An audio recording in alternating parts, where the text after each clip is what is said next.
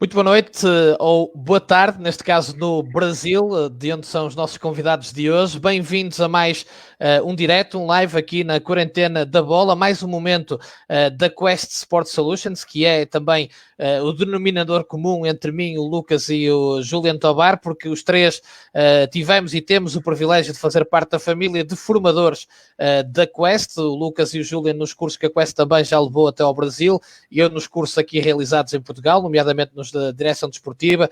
Tenho também tido o grato prazer de colaborar com a Quest nos cursos que estão agora a decorrer, como moderador de painéis com gente como Luís Castro, Vítor Matos do Liverpool, e já no futuro, no arranque do curso de Team Management, vou estar com o Acácio Valentim, que foi Team Manager do Futebol Clube do Porto durante muitos anos e que agora está a exercer funções idênticas na China, no Shanghai SYPG, primeiro com o André Vilas-Boas e agora com o Vítor Pereira. De resto foram campeões na China, e o Acácio vai estar na Quest precisamente para esse curso de Team Management. A Quest vai também lançar os cursos de intermediários, nada como estar atento ao site da Quest, e agradecer desde já ao Emanuel Calçada a colaboração com a Quarentena da Bola, e nomeadamente pelo facto de me ter apresentado aqui ao Lucas e ao Julian, que eu já conhecia por causa das questões da periodização tática e de termos muitos amigos em comum que são fãs e também apologistas do PT. Já tinha lido o livro do Julian, tal como também já tinha ouvido dos meus amigos brasileiros, porque também há aqui o Atlético Paranaense em comum entre nós todos, falar do trabalho do Lucas. E por isso, antes de mais, dar as boas-vindas. Lucas, obrigado por ter aceito o desafio, para estar aqui hoje na Quarentena da Bola. É um enorme prazer. Ô, Remo, primeiramente, boa noite, então, a todos os ouvintes aí de Portugal, uma boa tarde a todo o pessoal do Brasil.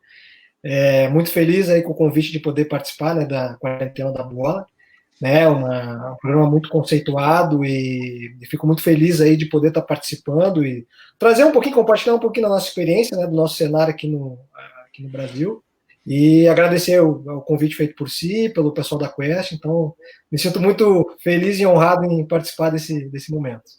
Felicidade é nossa, Lucas, e também Julian, que já tínhamos falado por mensagem privada, nomeadamente quando falamos aqui da periodização tática, estivemos a falar de ti. Aliás, o teu livro foi falado pela Mara, pelo Nuno Amieiro e pelo Maciel, que é um craque nestas leads também. É um prazer receber-te, Julian. Poxa, o prazer é meu, Rêmulo. Para mim é uma honra muito grande estar fazendo parte aí do painel contigo, com o Lucas, que é um profissional que eu já falei para ele, admiro muito ele, já venho acompanhando muito a trajetória dele, cara sensacional. E dar os parabéns para você pela iniciativa, né, pela criação desse programa. Eu já tinha te parabenizado no privado, mas faço questão de externar isso daí, porque a iniciativa que você teve ao criar esse programa realmente está sendo muito boa para todos os nossos profissionais do desporto. É um programa que já trouxe muitos craques aqui e tem agregado muito a profissionais como nós aqui, que têm buscado conhecimento. Então está sendo uma experiência fantástica ouvir as pessoas que estão vindo aqui no programa, passar a experiência que eles têm, né, para todos os interessados. E agradecer assim, o convite também ao Emanuel Calçada, que fez tudo isso aí virar realidade. Muito bem, obrigado a ambos, obrigado à Quest. Volto a lembrar, estejam atentos ao site da Quest, quest.com.pt, para as formações de exceção que a Quest vai fazendo há mais de uma década, formando quadros competentes para o futebol, que se pretende também cada vez com gente mais competente. Vamos então dar o pontapé de saída, porque é de futebol que estamos a falar e é exatamente disso que eu gosto de falar aqui da Quarentena da Bola. O Lucas e o Julian ontem tiveram um pequeno meeting, uma pequena reunião de trabalho para arranjar aqui uma série de temas muito interessantes. Quando o Julian me mandou os temas, eu fiquei bastante satisfeito, porque detetei imediatamente muitos pontos de interesse e que a mim me despertam imensa curiosidade também.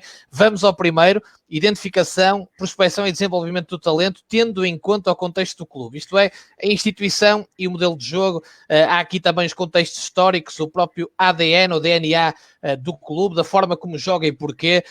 No Brasil há muito isto, eu viajei já muito pelo Brasil e vi que, por exemplo, o futebol que se jogava no Rio ou em São Paulo ou no Sul, em Curitiba, não era exatamente o mesmo tipo de futebol, e portanto esta questão da identificação e desenvolvimento do talento num país como o Brasil tem muito que se lhe diga. Lucas, como é um analista de mercado, dou o pontapé de saída consigo. Como é que funciona num país tão grande como o Brasil, com tantas diferenças culturais até naquilo que é o estilo de jogo, esta questão da identificação e depois do desenvolvimento dos talentos, tendo em conta o contexto de cada clube. É verdade. Então, Remo, eu até vou trazer aqui para compartilhar o meu momento atual, né, enquanto analista de mercado.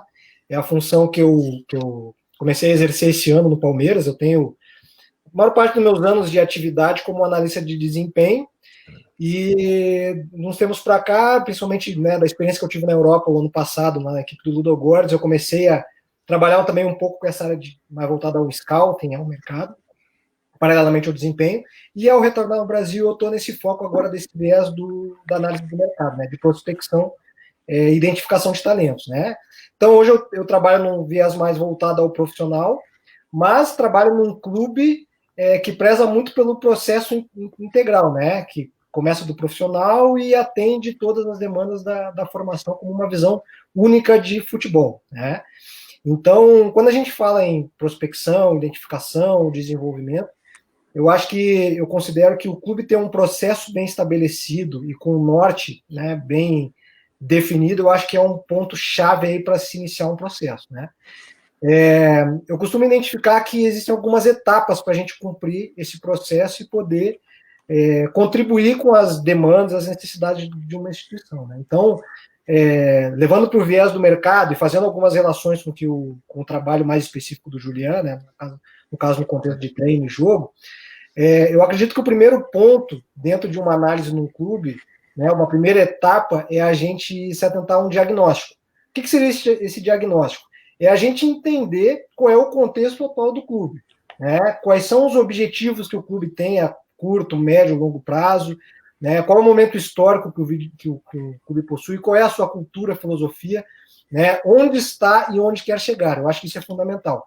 E ter esse diagnóstico, ele envolve o que eu acredito ser muito importante no meio do futebol, o processo de interação entre os profissionais da análise, os profissionais de comissão técnica, a direção do clube, o presidente, no sentido de se estabelecer ali um norte de qual é o contexto do clube e onde se quer chegar. A partir disso, a gente vai para uma etapa número 2, que é quando a gente define quais os perfis de jogadores que são importantes para aquela instituição, né? E, nesse sentido, eu acredito muito que deva haver uma fundição no que diz respeito às ideias do clube, as ideias que vêm da direção, da presidência, juntamente com as ideias da comissão técnica, para se chegar num denominador comum de perfil. E esses perfis de atletas, a gente pode observar, eu costumo observar eles em dois viés, né? Numa visão global, que é aquilo que a gente espera de um atleta enquanto profissional do clube, né? E de uma visão mais específica que está relacionada ali às quais são as características, enfim, técnicas, físicas, táticas para cada posição de um perfil de atleta que se quer para uma instituição, né? A partir desse tipo de definição, eu acredito que a gente pode ir para uma terceira etapa do processo, que é propriamente dito o monitoramento de mercado, né? E aí entra a parte mais específica que hoje eu tô aí trabalhando e buscando qualificação para poder contribuir com o clube, né? E o que eu penso a respeito disso, né? Aí eu trabalho muito com o conceito de análise de mercado, ou de scouting, né? Aí em Portugal é mais conhecido por scouting, né? Que nada mais é uma análise de mercado, na minha visão, ela visa atender o clube como um conduto de informações do desempenho de atletas que estão no mercado a partir de critérios pré-estabelecidos pelo clube, né? E de forma que isso possa vir a atender a necessidades de curto, médio, longo prazo, né, dentro de um planejamento de um clube. Então, nesse sentido, o analista de mercado, o scout, ele pode contribuir muito como digamos, um braço de todo esse processo, através de observação de jogos, elaboração de relatórios individuais, de vídeos de análise qualitativos, quantitativos, né, no sentido de contribuir para os tomadores de decisão do clube, que são os gestores, os diretores, o treinador, enfim. Então, o analista acaba sendo um filtro importante para poder ajudar nesse processo, né?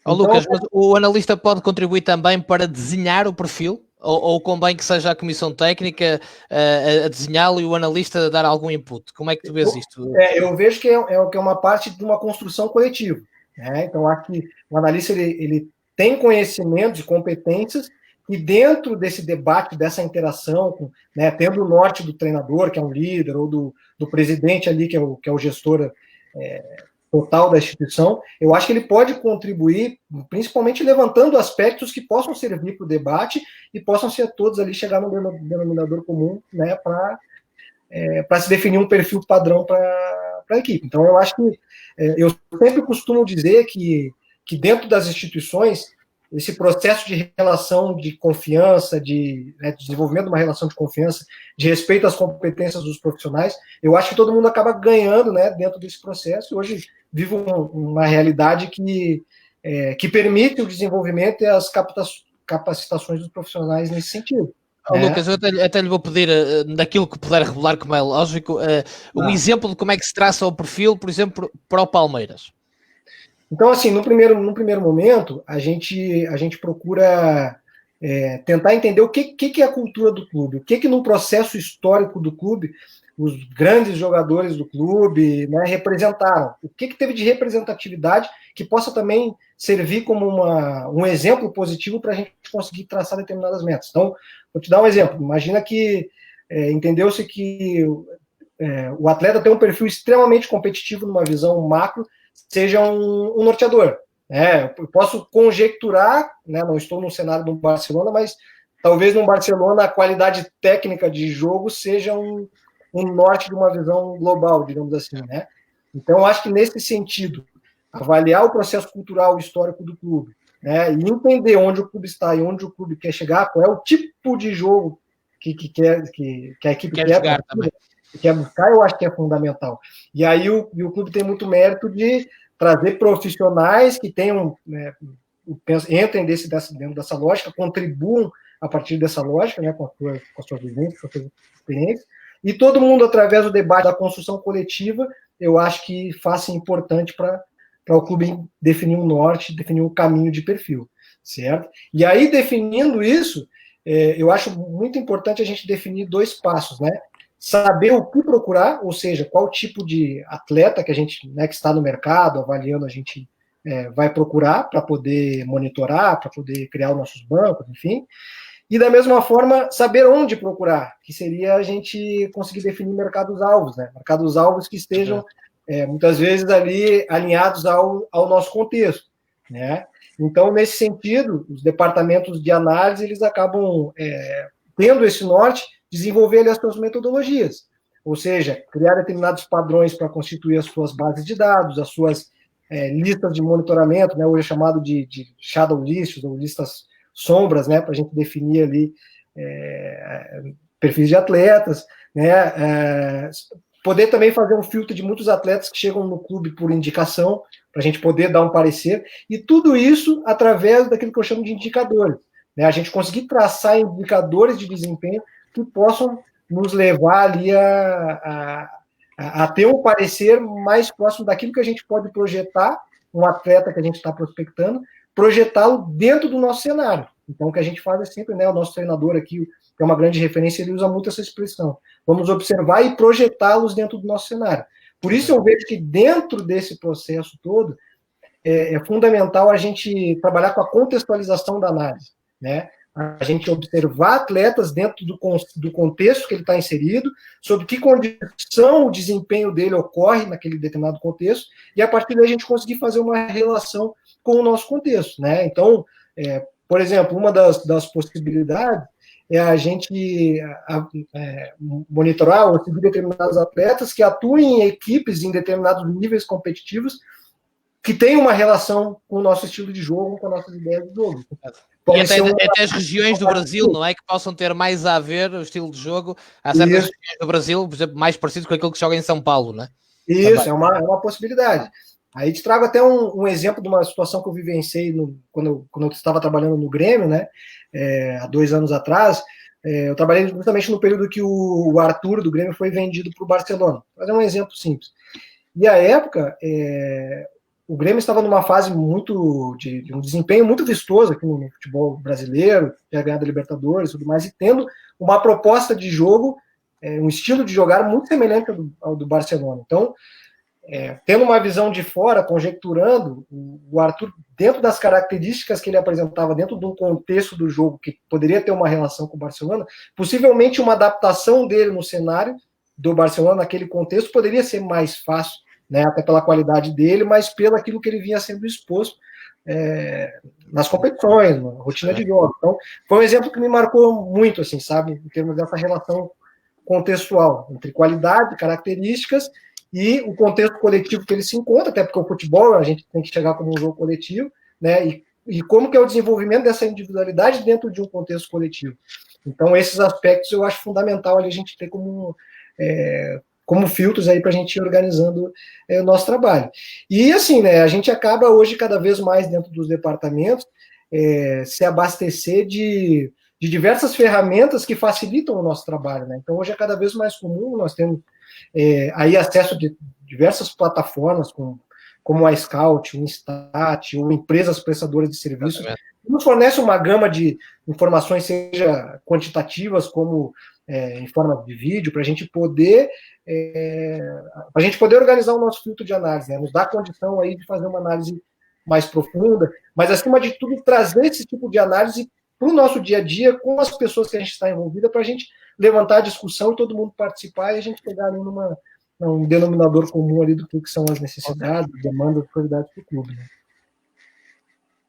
Julian, o Lucas agora nesta parte final tocou aqui em algo que também já entra no teu trabalho, que é o desenvolvimento do talento, depois o desenvolvimento do jogador que é identificado, não é? Segundo uma série de parâmetros, e nós já vamos falar aqui um pouco mais disso, e há aqui já uma série de perguntas para os dois que eu entretanto vou colocar.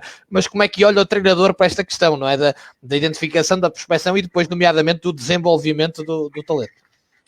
O Lucas, ele foi muito feliz nas colocações dele e ele falou muito a palavra filtro, né? Filtro, critério. Então, acho que esse é um ponto fundamental para todos que estão num clube, né? Não só o treinador, perceber para qual instituição ele está trabalhando, para qual clube, quais são os objetivos, onde esse clube quer chegar. Porque isso vai condicionar a maneira como ele vai ver o processo, como ele vai desenvolver o jogador dentro desse processo. Não só como ele vai desenvolver, mas como ele vai captar o jogador também. Então, por exemplo, se a gente está num clube que tem uma filosofia de futebol pautado mais em dominar os adversários através da posse da bola, como, por exemplo, Barcelona, Ajax, Porto, Atlético Paranaense. Isso vai condicionar que a gente tenha um perfil de jogador para fazer aquele tipo de jogo, né? Por exemplo, quando a gente vai olhar para um central, um zagueiro, vamos buscar um central no mercado. Se nós estamos em clubes como esse, nós temos que buscar, além de jogadores que saibam defender muito bem, que tenham a sua organização defensiva muito forte, que eles tenham competência também para construir o jogo, que eles tenham um bom passe entre linha, uma boa relação com bola, uma boa inteligência de jogo, que ela vai ser desenvolvida, não só na formação, mas também no sênior, né? Porque a formação ela é até o jogador se aposentar. Ele sempre está sujeito a evoluir. Mas a gente ter noção de onde a gente está vai condicionar muita coisa, né?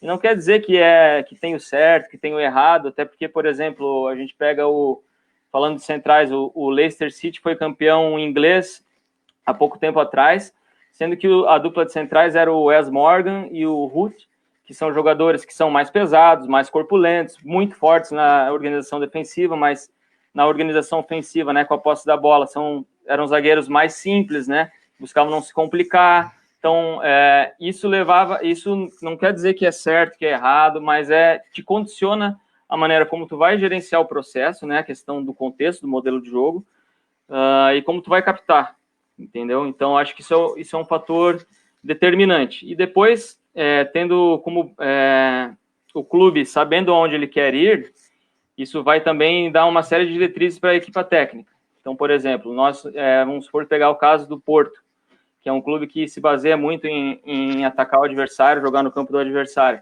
Isso vai condicionar totalmente o processo de treino e as competências que nós vamos buscar desenvolver com o jogador que foi captado, né, ou que está no clube já há mais tempo. Isso vai direcionar que a formação desse jogador obedeça a certos critérios, né? É importante que se tenha um filtro, porque assim, o futebol é um esporte que permite muita coisa, né? Como a gente até acabei de citar a questão da diferença da dupla de centrais do Leicester para uma que joga no Barcelona, uma que joga no Ajax. Permite muita coisa. É importante que a gente não feche muito. E há lugar para todos, não é? Exatamente. É importante que quando a gente vá olhar jogadores, a gente não tenha critérios muito fechados, porque senão a gente acaba por perder muita coisa pelo caminho. Mas também não pode ser uma coisa totalmente geral. Então, assim, tem algumas guidelines que a gente tem que ter. Então, se eu quero ter a posse da bola, se eu quero jogar no campo do adversário, se eu quero dominar, eu sei que os meus zagueiros centrais e o meu guarda-redes vão ter uma preponderância para essa ideia acontecer de uma maneira otimizada. Então, eles têm que ter capacidade para desorganizar o adversário com a posse da bola e cumprir alguns requisitos que um modelo de jogo que se baseia nisso pressupõe. Então, esse é um fator que vai condicionar tanto a prospecção do jogador quanto o desenvolvimento, se dá ênfase também ao desenvolvimento dessas competências, seja para atingir o objetivo que o clube quer, né? Tem clubes que querem que a formação sirva para abastecer a primeira equipe, como é o caso do Ajax, como é o caso do Barcelona. Tem clubes que querem revender jogadores, como é o caso do grupo do Red Bull, por exemplo, que captam o jogador em alguns lugares, desenvolvem com a metodologia deles para fazer uma revenda. Tem clubes que você quer um aproveitamento na primeira equipe e depois rentabilizar o jogador. Então, você tem que saber o que você quer e para onde você quer chegar, né? Então, isso são fatores que vão condicionar tanto a captação quanto o desenvolvimento dentro do campo. Juliano, o Orlando Ribeiro está-te aqui a perguntar como é que funciona isto. O clube e o treinador têm confiança na prospecção à partida, desde que haja, como dizia o Lucas, aquela simbiose, aquela empatia, aquela conversa. Como é que funciona? Ou o treinador vai sempre à procura mais das suas próprias escolhas? O Lucas até comentou isso, né? É importante que haja uma sintonia, né, dentro da estrutura. Então, pegar clubes mais organizados, mais estruturados, normalmente esses clubes têm uma filosofia de jogo, né? E dentro dessa filosofia de jogo, automaticamente se traça perfis de jogador para isso. Então, parte-se do pressuposto que quem trabalha na estrutura conhece perfeitamente o que aquele clube quer e vai buscar a exercer o seu trabalho em função dos objetivos do clube. Então, naturalmente, que tem que ter uma relação de confiança, né? Cada um fazendo... claro que em vários momentos os trabalhos se cruzam, é importante que haja uma boa relação entre o pessoal que faz a captação com os treinadores, até para que eles percebam as demandas também, né? Que os treinadores têm. Tem que falar a mesma língua, não é? Tem mesmo que falar a mesma língua. Exatamente, falar a mesma língua. Saber, por exemplo, assim, você só vai... uma frase que o meu amigo Bolívar, que é scouting no Atlético, ele fala para mim: você só vai no supermercado depois de ver o que falta na sua despensa, né? Exatamente. Então, você tem uma carência, vamos supor, tem uma carência em lateral esquerdo, o scout só traz avançados. Então, assim, tem que ter uma sintonia, né? Saber o que está acontecendo, saber o que o treinador pensa, né? Aí depende também, como eu falei, que jogo quer jogar, não é? Que jogo quer jogar. Às vezes tem clubes que o treinador, ele tá... e a questão da ideia de jogo, ele tá em cima do clube. Ou seja, troca o treinador, a ideia muda. Tem clubes que têm uma ideia fixa e quem está dentro do clube tem que seguir aquilo. Isso torna o processo mais fácil para todos. Mas tem clubes que o treinador leva as suas ideias de jogo, né? E aí vai estar dentro de um processo e as pessoas que trabalham à volta desse treinador têm que seguir a lógica de pensamento dele. Tentar valorizar o que ele pensa num jogador, né? Para que essas pessoas sejam a extensão do treinador e que tragam jogadores que favoreçam o treinador colocar as ideias dele em prática. Então, acho que é muito importante que essa relação seja a melhor possível. Juliano, tenho aqui mais uma questão para ti, depois tenho duas também, isto já dos nossos seguidores, e esta interatividade é importantíssima aqui na Quarentena da Bola. O Nené Reis, que é um grande nome do scouting aqui em Portugal, tem uma pergunta para ti e outra para o Lucas. Para ti, Juliano, tu tendo um modelo que deves ter como treinador do que é o jogador profissional, do jogador para cada posição, ou dentro daquilo que é a tua filosofia, a tua ideia, como é que desmontas isto na formação para observar esses atletas, não é? Tendo em vista aquilo que é a tua ideia já para o jogador do futebol profissional. Eu acho que lá está, de novo, a gente vai bater na questão do contexto, né? Porque se eu estou num clube anterior que eu estava, que era o Atlético Paranaense, a gente já sabia mais ou menos o que a gente precisava desenvolver enquanto competências para esses jogadores chegarem mais... E o foco é a mesma equipa principal, não é? Exatamente, você tem uma linha, né? Você tem uma linha que te vai guiar para esse processo. Mas, fundamentalmente, o que eu acho importante na formação é você criar um contexto que a forma de jogar da equipe favoreça a característica do jogador, favoreça a natureza do jogador. Por exemplo, você tem que criar dinâmicas que vão exponenciar o que esse jogador tem de melhor, que o talento dele possa florescer. não solicitar muitas situações que esses jogadores, pela natureza deles, não vão conseguir te entregar. Por exemplo, vou dar um exemplo assim básico. A gente chega num clube e nós temos 2 extremos de muita velocidade, de ataque ao espaço, de corredor, e vamos supor que chega um treinador que veio de um clube que ele jogava com os extremos vindo um pouco como interiores, jogando mais por dentro, buscando essa ligação, esse jogo associativo, e aí ele vai tentar replicar essas competências dentro de um contexto que não oferece, que os jogadores eles não têm essa característica, né? Que não maximizaria as possibilidades dos jogadores. Então, eu acho que o treinador tem que criar uma ideia coletiva que favoreça o desenvolvimento desses jogadores, ao mesmo tempo que o talento desses jogadores favoreça o crescimento da equipe. Então, eu acho que trata-se de criar contextos de treino ricos que desenvolvam a inteligência do jogador, né? É fundamental formar jogadores inteligentes, mas fundamentalmente respeitar as características que os jogadores têm. Acho isso muito importante, muito importante. E aí, novamente, questão contextual da prospecção, né? Se o clube já tem uma ideia, já vai buscar jogadores que têm uma característica para se jogar de uma determinada maneira, né? Então, acho que essa questão, a gente tem que tentar ajudar o jogador, né? Um jogador jovem, o papel do treinador é ser um facilitador dentro do processo do jogador, dar ferramentas para que ele possa resolver os problemas do jogo, né?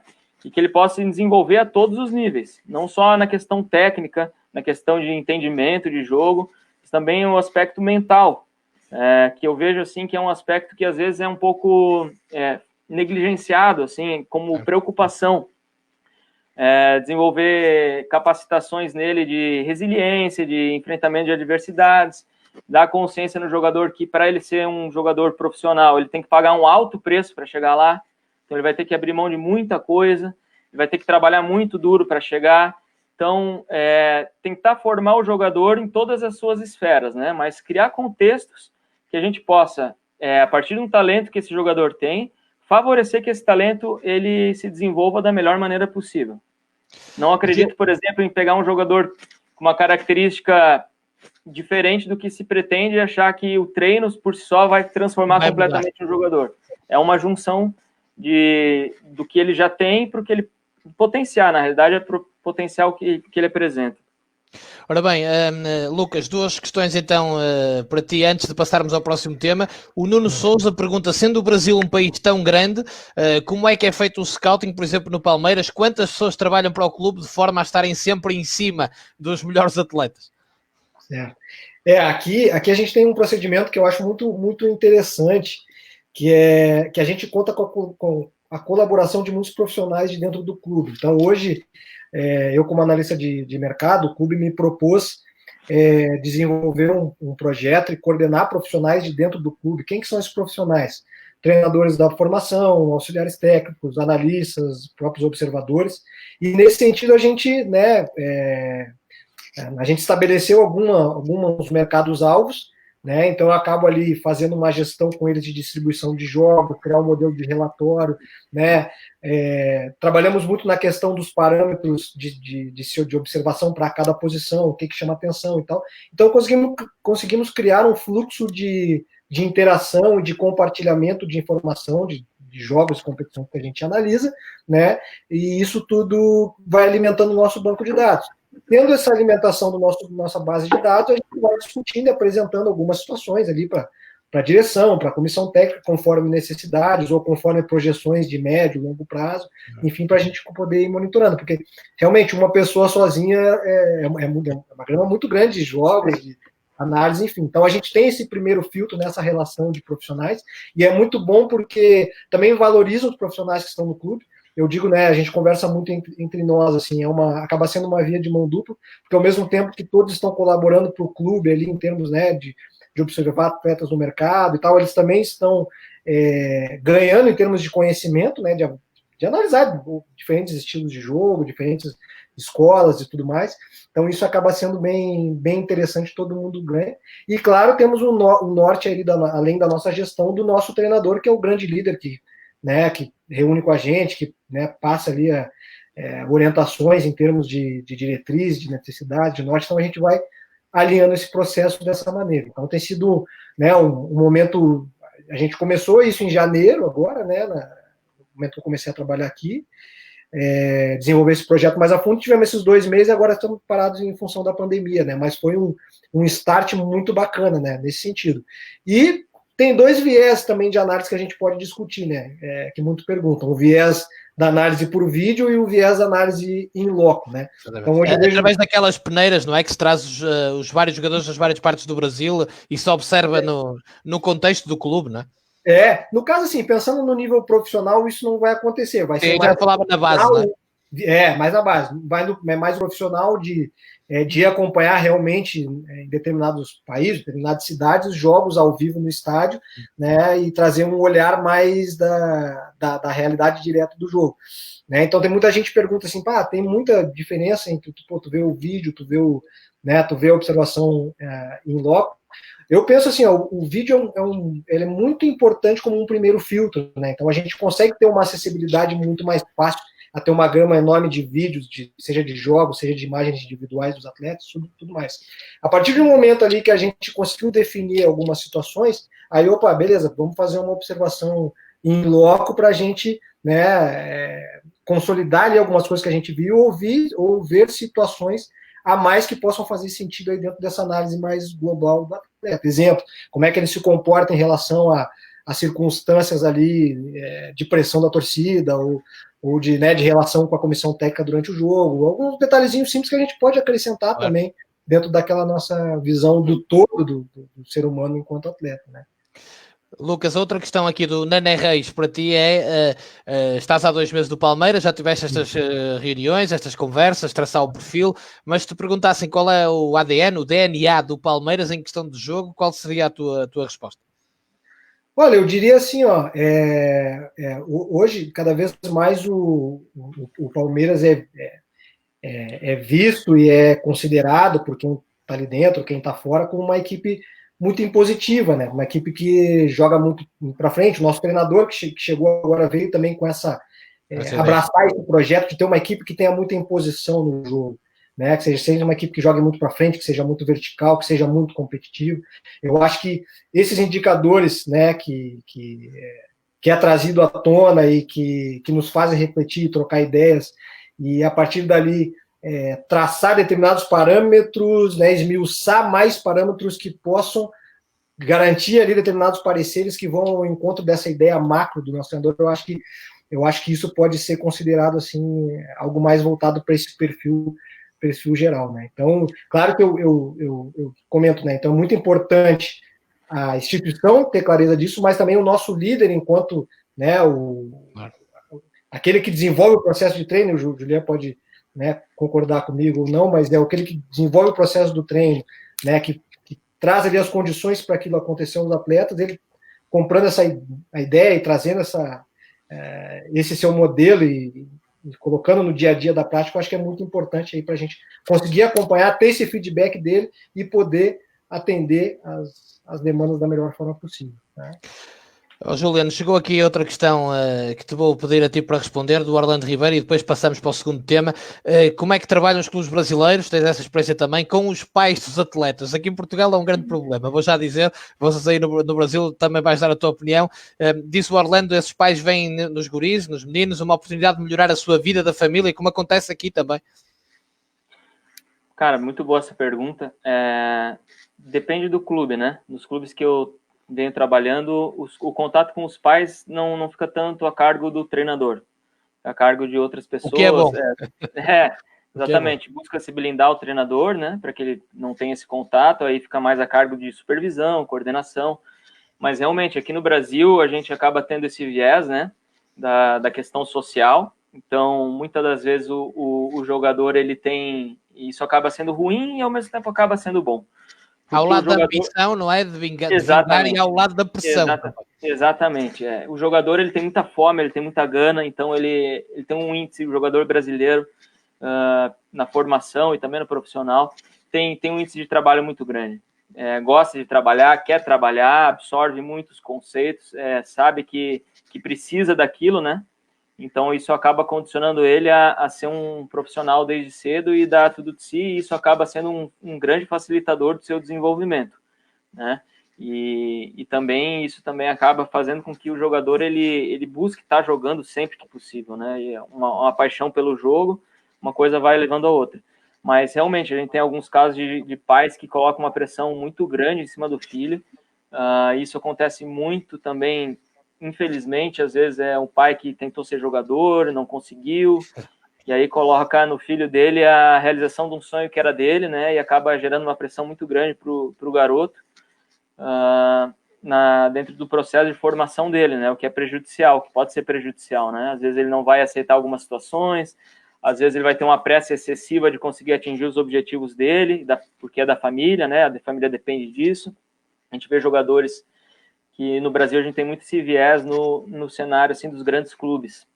Jogadores com 14, 15 anos com um contrato com Adidas, com Nike, ganhando, sei lá, 2 mil, 3 mil reais por mês, e aí acaba sendo...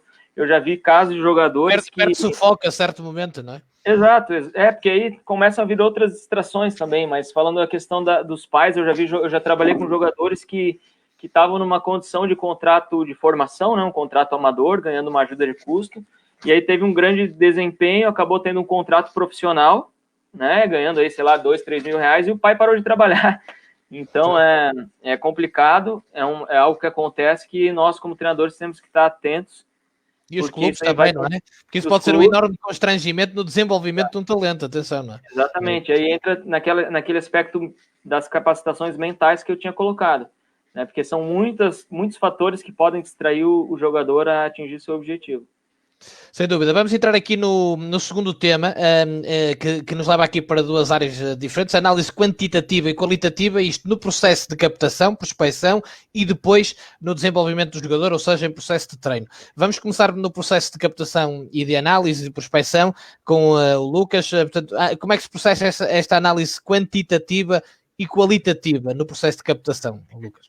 Eu vejo assim, né? Primeiro, conceituando bem esses dois termos, né? A análise quantitativa é aquela que está voltada mais para na questão da medição de números, né? De números de incidências, de métricas que identifiquem ali algumas variáveis dos atletas, né? Então a gente acaba trabalhando em cima de relatórios mais de incidência das ocorrências das ações que os atletas fazem no jogo. E a análise qualitativa é aquela que é mais voltada para a nossa interpretação dos padrões de comportamento das ações dele dentro do campo de jogo, né? Eu acredito muito assim num processo em que a gente parta... Há alguma que tem mais peso que outra, Lucas, na captação?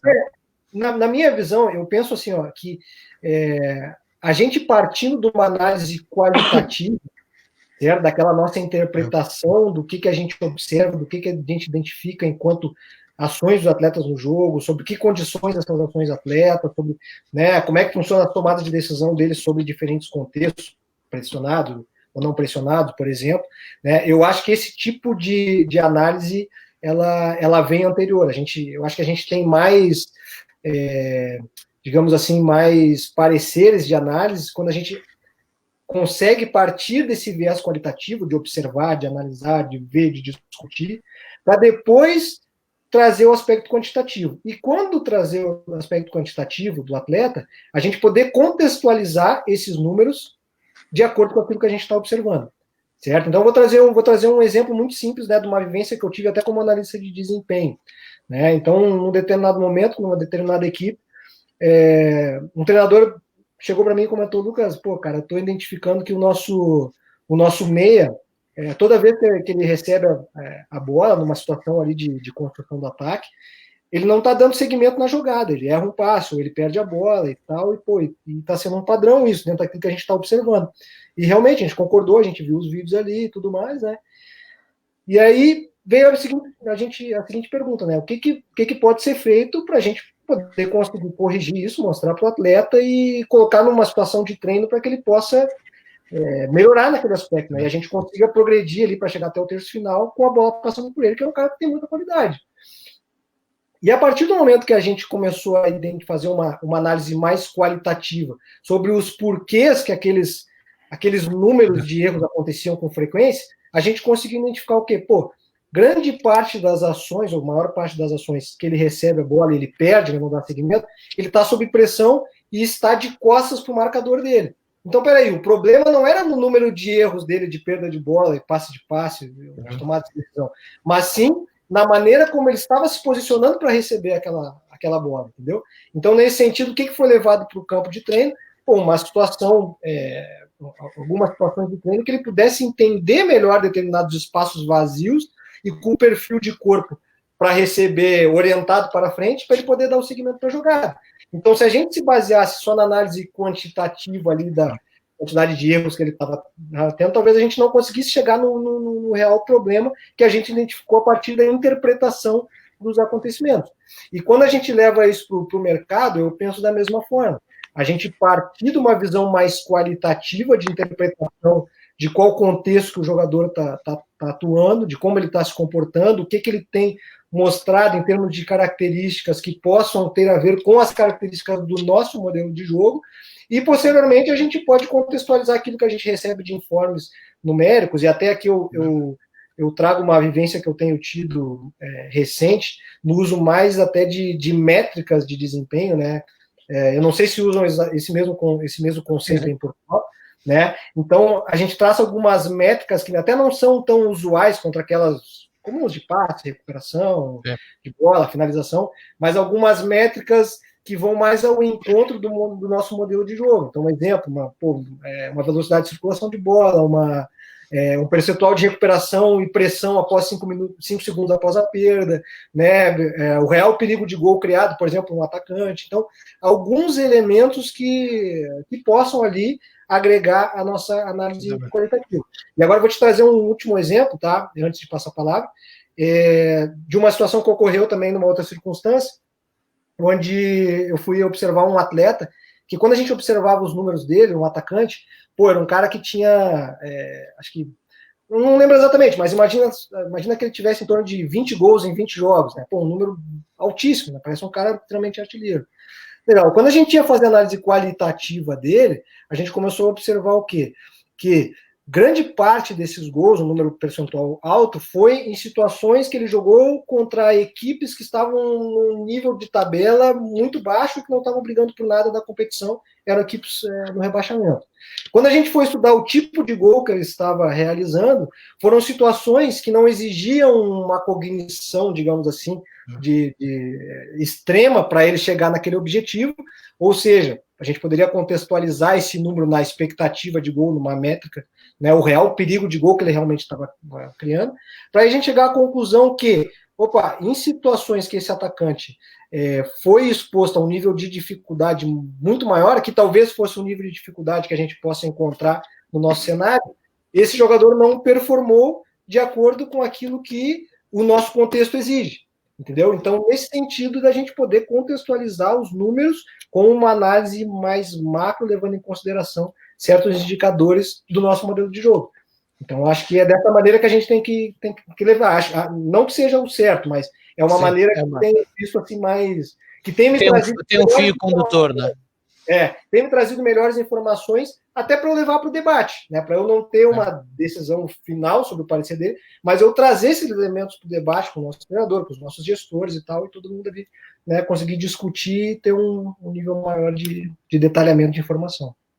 Lucas, o Sérgio Vieira, treinador que esteve no Atlético Paranaense também, que aqui em Portugal subiu agora à Primeira Liga com o Farense, está a assistir, já vos dou os parabéns e está a mandar um abraço especial ao Lucas, porque conviveu consigo no Atlético e está aqui a dizer, aprendeu muito sobre a realidade do futebol brasileiro. O Sérgio, que é dos grandes treinadores portugueses, excelentes treinadores. Tive a honra de trabalhar com ele, aprendi muito com ele, um grande abraço também para o Sérgio, excelente profissional, excelente pessoa. Fez uma época fabulosa no Farense, está de regresso à Primeira Liga e saúda-se. Já esteve aqui na Quarentena da Bola também, foi um grandíssimo programa. Um abraço para o Mr. Sérgio. Depois há aqui uma pergunta do Luís Gustavo também para o Lucas, já lá vou. Julian, mais uma vez, peço-te a visão do treinador sobre isto, não é? A questão da análise quantitativa e qualitativa. Já falamos muito disso aqui na Quarentena da Bola, mais até do facto de, às vezes, os números que eliminam os jogadores, porque os números bons normalmente chamam a atenção e captam os jogadores e captam a nossa atenção para a gente ir tentar saber mais. Mas às vezes há números que afastam bons jogadores também. Você tocou num ponto muito interessante. Se eu te perguntasse assim, você tem um lateral que na tua competição que tu joga, ele é o lateral que mais erra passe.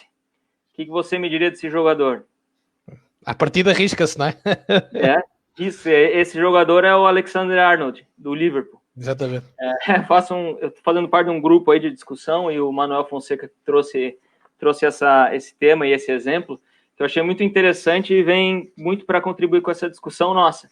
É um jogador que é o maior número de passes errados dentro da Premier League, até o momento que ele fez o estudo, né? Só que dentro desses passes, até tenho anotado 480 passes que ele errou, 359 foram no meio campo ofensivo. Então, assim, é um jogador que tenta muito, arrisca, e ao mesmo tempo que ele tem esse percentual elevado, né, no número bruto, assim, de erros, ele também é um jogador que tem 63% de passes verticais de acerto, então é um índice muito alto, tem 26 assistências na competição. Então, quando a gente tem, foi o que o Lucas falou já, perfeito, quando a gente tende a olhar para um viés só numérico, assim, desconsiderando o contexto, desconsiderando as relações, a gente corre um risco muito grande de cometer erros, né? Então, a gente tem que colocar o contexto, saber onde esse jogador está inserido e como é que aquele jogo vai fazer com que esse jogador atue dentro de campo, né? O Liverpool tem esse modelo, essa verticalidade, né? O Vitor já esteve aqui também, se eu não me engano, né? Sim. Vitor, eu acompanhei. Excelente profissional. Aliás, o treinador de desenvolvimento da elite, é um treinador para desenvolver jogadores, só, não é?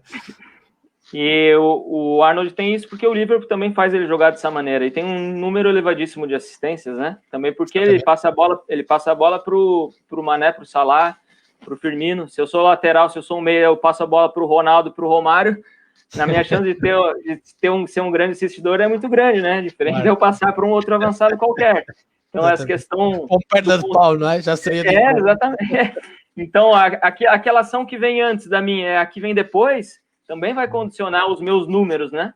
Além do modelo, né? Então, a gente tem que considerar sempre o contexto, as relações e, logicamente, a capacidade individual que o jogador tem, né? Que isso é algo fundamental. Porque ela, ao mesmo tempo que ela é condicionada, ela também é uma condicionadora, né? É diferente o Liverpool ter o Arnold do que ter outro lateral, colocar o Milner ali de lateral. Vai gerar uma outra dinâmica dentro da equipe.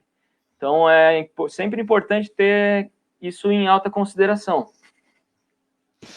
O Manuel Fonseca, falaste dele agora, mandou-te um abraço, a dizer que és fera, e também te lançou aqui um desafio, não é? Que há alturas em que tu, como treinador, tens que pôr o jogador fora da sua zona de confronto face a diversos constrangimentos, seja constrangimentos estratégicos, seja porque há uma expulsão. Como é que adaptas isto tudo e como é que transformas estas situações? E até porque este tipo de situações, eu fui buscar já esta questão do Manuel Fonseca, também podem ter grande impacto na análise quantitativa depois, não é? Sim. E há constrangimentos do jogo, não é? Que alteram muito isto. E o jogador, ele tem que estar fora da zona de conforto dele o tempo todo.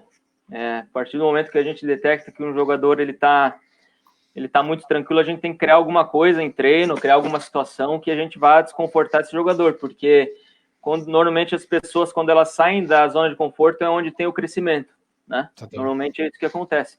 Então, o treinador tem que ter essa capacidade de analisar, e aí tem diferentes maneiras, né, de tirar o jogador desse conforto. Às vezes, vamos colocar vários exemplos. O jogador está tendo muito êxito numa formação, por exemplo, um sub-15. Imagina, o cara joga muito. Então, talvez aquele nível para ele não seja mais o que vai desafiar ele, que vai fazer crescer. Se calhar subir, não é um patamar. Não, exatamente. Ou, enfim, tem diferentes estratégias que se podem fazer para fazer um jogador evoluir. Não sei se eu entendi muito bem a pergunta. Senão a gente pede ao Manuel Fonseca para repetir, mas eu penso que era por aí. Lucas, o Luís Gustavo deixa aqui esta questão. Existem clubes que têm o departamento de análise de mercado, como é o seu, separado da análise de desempenho. O que é que o Lucas pensa sobre isso e como é que pensa que é o cenário ideal? Eu penso assim, acho que até esse é um tópico que eu acho que no final a gente até vai vamos tocar mais a fundo, mas só para dar um princípio assim, eu penso que essa divisão ela é interessante. Ela é uma divisão, mas ao mesmo tempo os dois departamentos eles caminham lado a lado. Por que eu penso que é interessante a divisão? Porque muitas vezes se você deixa toda a demanda para um departamento de análise de desempenho, por exemplo, às vezes essa demanda fica tão grande, tão complexa, e muitas vezes se misturam situações que você tem que focar ali para análise do treino, do nosso jogo, do adversário, com situações ali que muitas vezes você estando mais fresco ali para fazer porque a análise de mercado também é uma coisa bem maçante, você vê muito o jogo, você pensar muito sobre o jogo, até porque eu até vou abrir um parênteses e trazer uma frase que eu gosto muito, acho que é do Júlio Garganta, se não me engano, que a gente olha o jogo com os olhos, mas a gente observa com os conceitos. Então, a partir do momento que a gente está analisando com os nossos conceitos, o nosso cognitivo ele trabalha bastante. Então, dentro das minhas vivências, claro, né, das experiências que eu tive, eu tenho achado interessante, isso até é um viés um pouco novo aqui no Brasil, de poder se separar esses departamentos, mas é muito importante que eles se comuniquem constantemente.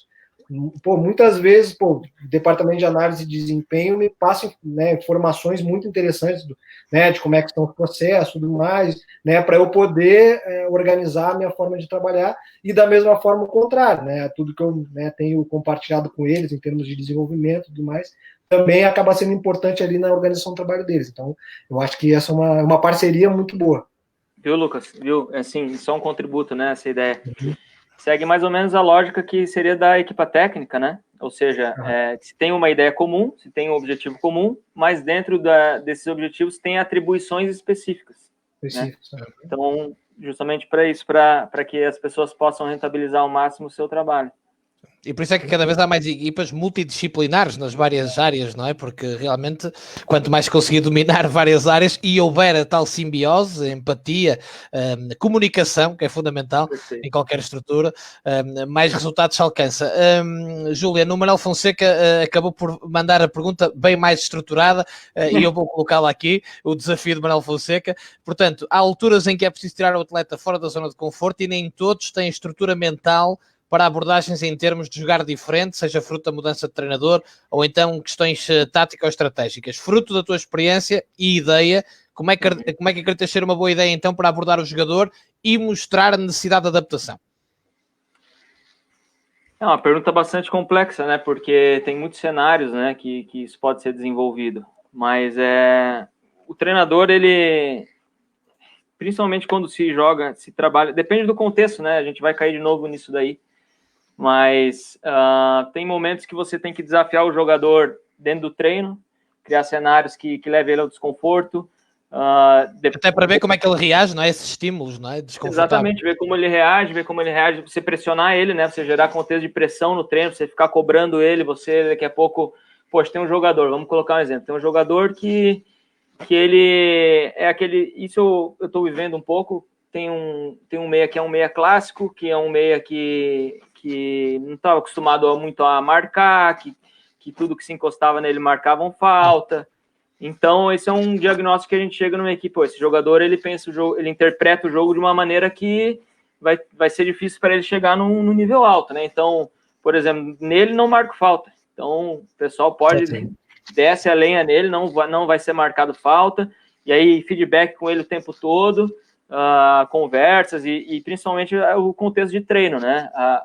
As propensões a gente vai colocar no treino para que ele possa de fato evoluir.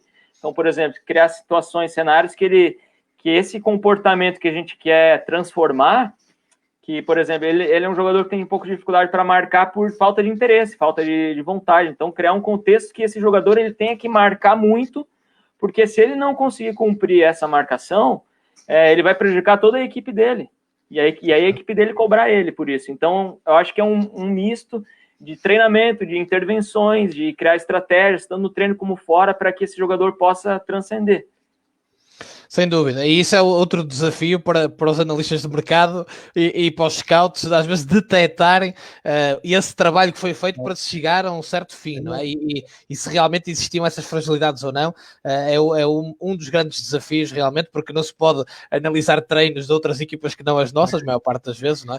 E portanto é um desafio muito interessante. E por falar em análise de treinos, entramos aqui no terceiro tema, e desta vez o pontapé para golo nasce aqui com o Julian, precisamente no papel treinador, a importância da análise dos treinos, não é? Como facilitador nesta questão, de perceber também o desenvolvimento do jogador que está em formação, não é? Ou em maturação. Perfeito. A gente quis trazer esse tema por quê? Porque, assim, na nossa opinião, a parte de análise da própria equipe. e a parte de análise de adversário já está muito bem estabelecida e muito bem conceituada no futebol, né? As coisas têm evoluído muito nesse sentido. Mas a questão de análise de treino, ela é um pouco, diria até que um pouco negligenciada por vários fatores, né? Pode ser por um pouco de falta de interesse, né? De estar analisando o treino e trabalhando um pouco em função disso, mas também muitas vezes, e principalmente a questão de staff, né? Faltam pessoas para fazer, normalmente na formação não se tem o número de pessoas para trabalhar na parte da análise que se tem na equipe sênior, por exemplo. Normalmente é um treinador, um adjunto, um analista na formação. E naturalmente que, pelo menos na minha opinião, né, o treinador ele não vai, o analista ele vai analisar a própria equipe, vai analisar o adversário, vai ter isso como tarefa principal, mas o treinador ele não deixa de fazer essa análise também, né? Ele também vai ver o jogo anterior, ele também vai ver o adversário. Então, acaba que, às vezes, se gasta muito tempo nesse tipo de abordagem e acaba que o treino ele fica um pouco relegado às percepções do momento. Então, não se tem muita análise de treino. Eu acredito que na formação é muito importante que tenha análise do treino também. Por quê? Dou alguns exemplos. Imagina que a gente tem um jogador, eu vou dar 2 exemplos. Imagina que tem um jogador que a gente identificou que ele é um jogador que tem característica de velocidade, ele é um jogador que tem muita facilidade de atacar os espaços, um extremo, e ele não está usando tanto a melhor qualidade dele, porque ele quer vir buscar muita bola no pé, desce para buscar a bola no pé e quer jogo associativo, o que é uma coisa boa, mas não é o que favorece a característica dele. Então, não que a gente tenha que eliminar isso, logicamente que não, mas a cada 10 bolas, talvez ele peça 6 no espaço e menos no pé. Então, a gente detectou esse problema, por exemplo, chamamos o jogador, olha, se está com esse problema, a gente mostra o que a gente quer corrigir, o que ele vem apresentando nos jogos, e aí nós criamos cenários nos treinamentos, contextos nos treinos, que vão proporcionar que ele possa desenvolver o que a gente quer trabalhar, e com a análise do treino, com a filmagem do treino, nós vamos ter mais uma amostragem para, de fato, mostrar como que essa evolução está acontecendo.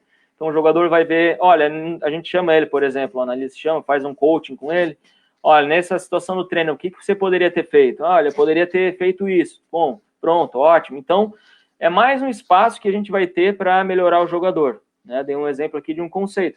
Sim. Mas, por exemplo, uma outra esfera que isso aí vai contribuir muito para a formação, na minha opinião. Acho que todo clube grande tem a questão de desenvolvimento individual. Então, por exemplo, sei que o Porto tinha, que era o potencial jogador de elite, não sei se ainda tem. Sim. Quando eu morei aí, existia. Vários clubes no Brasil têm pegar alguns jogadores que se projetam, né, um crescimento maior e fazer alguns trabalhos, alguns treinos mais técnicos, né, entre aspas, a técnica aplicada ao jogo, né, que é diferente da técnica por si só. Sim.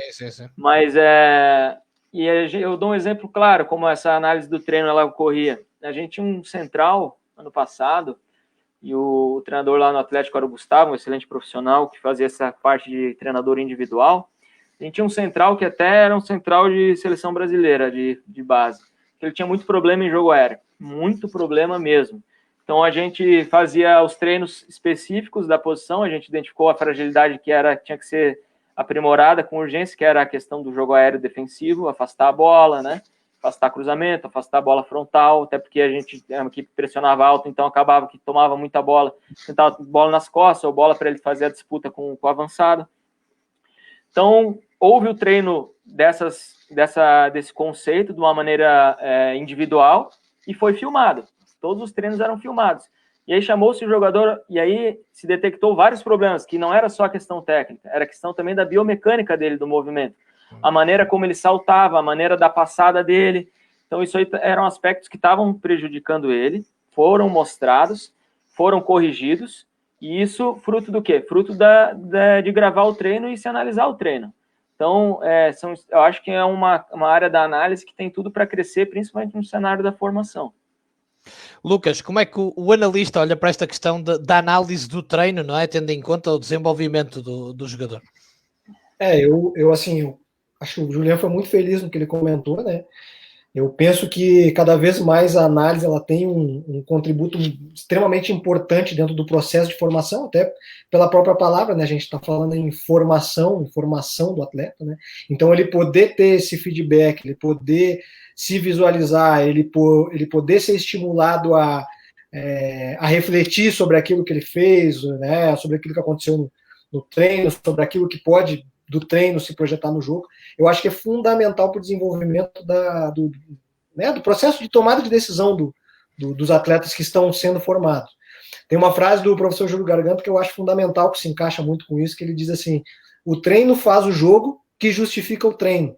Então, a gente está preparando os atletas ali no dia a dia de treino, com o objetivo de eles se desenvolver muito bem no jogo, mas esse jogo tem que justificar aquilo que está sendo construído no processo de treino, certo? Eu acho que esse é um ciclo muito, muito legal, muito, muito interessante. Eu não tive a oportunidade de vivenciar diretamente, operacionalizando isso no processo de formação, que a minha história com análise, desde que eu comecei, foi muito ligada direto ao profissional, né, nessa questão da análise. Mas a vivência que eu tive, principalmente no Atlético Paranaense, que onde o departamento de análise de desempenho era, digamos, um só. A gente trabalhava todos no mesmo departamento, o analista da Sub-15, da Sub-17, da Sub-14, o do profissional.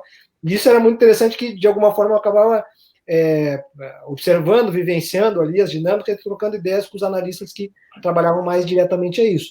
E teve uma época que foi muito interessante, dentro desses processos que o Julian comentou de, né, criar dinâmica com os atletas ali, de levar o atleta individualmente ou em grupos na sala, estimular eles a observar a imagem, a relatar o que eles estão entendendo do jogo, né, e poder levar aquilo para o treino.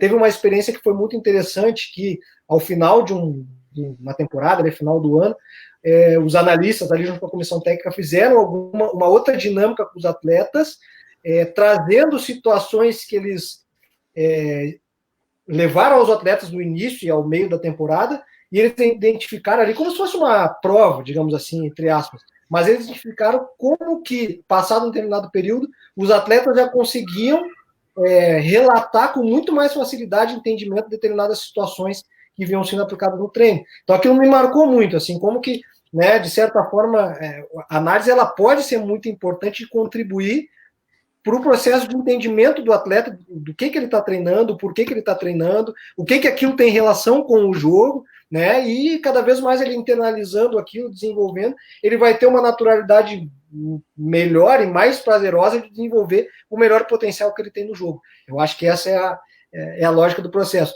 Muitas vezes né, a gente ouve muito questionamento, tá, mas ficar em cima do atleta, mostrando e tal, até que ponto não está indo para um caminho de engessar o atleta, de empilhar de informação, tal situação. Eu acho que quando tu tem um grande objetivo ali, né, de poder fazer uma abordagem que paute ali o desenvolvimento do entendimento dele, da inteligência dele de jogo, mas sem ele perder aquela liberdade do jogador, aquela naturalidade do seu potencial, eu acho que essa simbiose ela é fundamental aí para a análise poder contribuir com o processo de treino e jogo.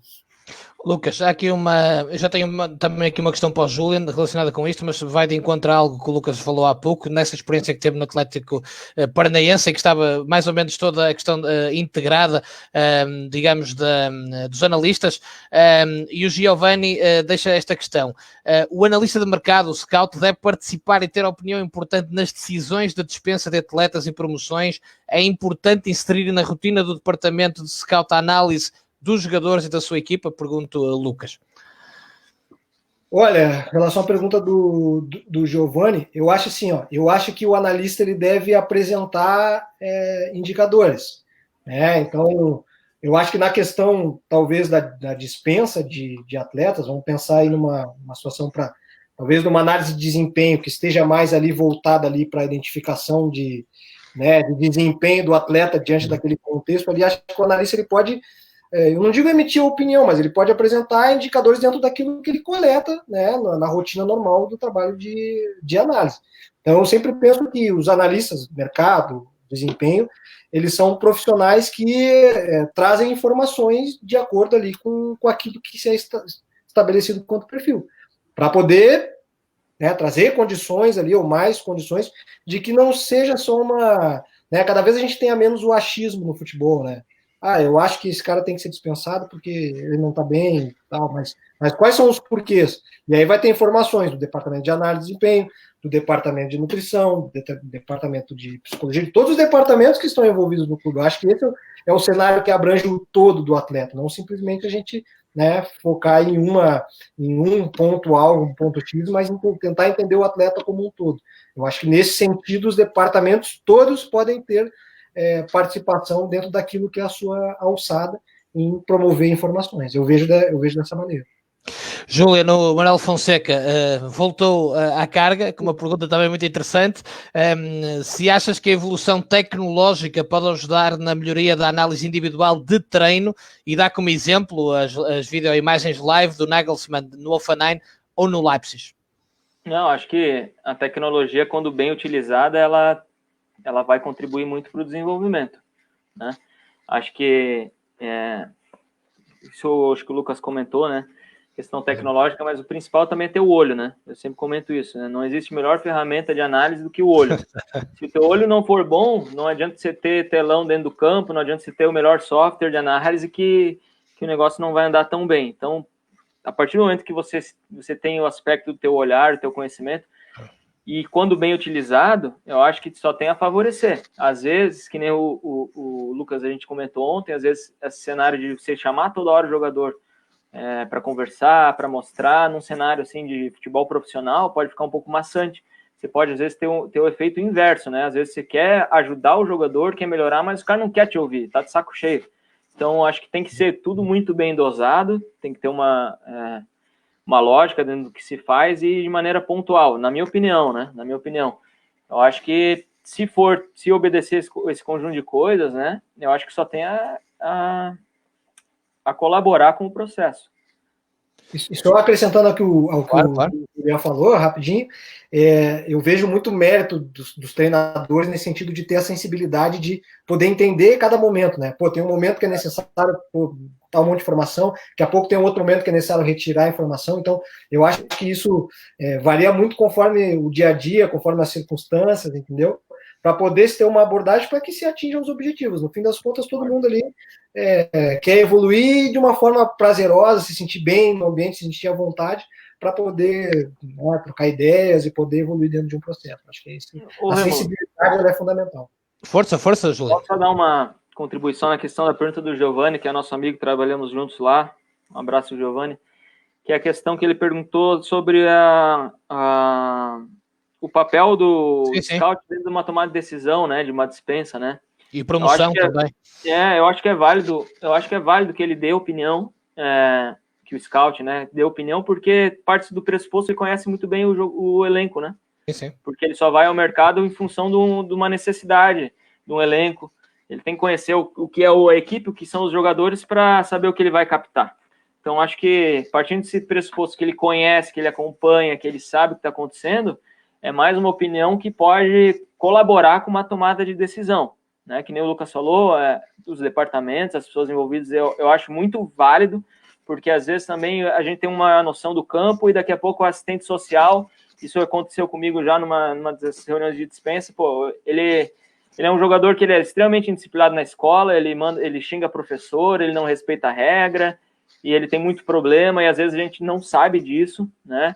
E isso aí também afeta, ele é assim na escola, por isso que às vezes ele é assim no treino. Então, acho que quanto mais informação a gente tiver das diferentes pessoas que estão junto com esse jogador, melhor vai ser a tomada de decisão. Agora, eu acredito que, embora todos possam contribuir, o peso maior tem que ser do treinador, porque o treinador que está com ele, o treinador que está muito mais tempo com ele nos momentos bons, nos momentos ruins, dentro do campo, que muitas vezes que não tem como o cara se esconder, é a personalidade dele, que às vezes ele vai com uma psicóloga numa sala e ele pode fingir que ele está num ambiente que não é o campo, e quando acontece jogo, tem competição, no calor do momento, o campo revela a nossa personalidade, né?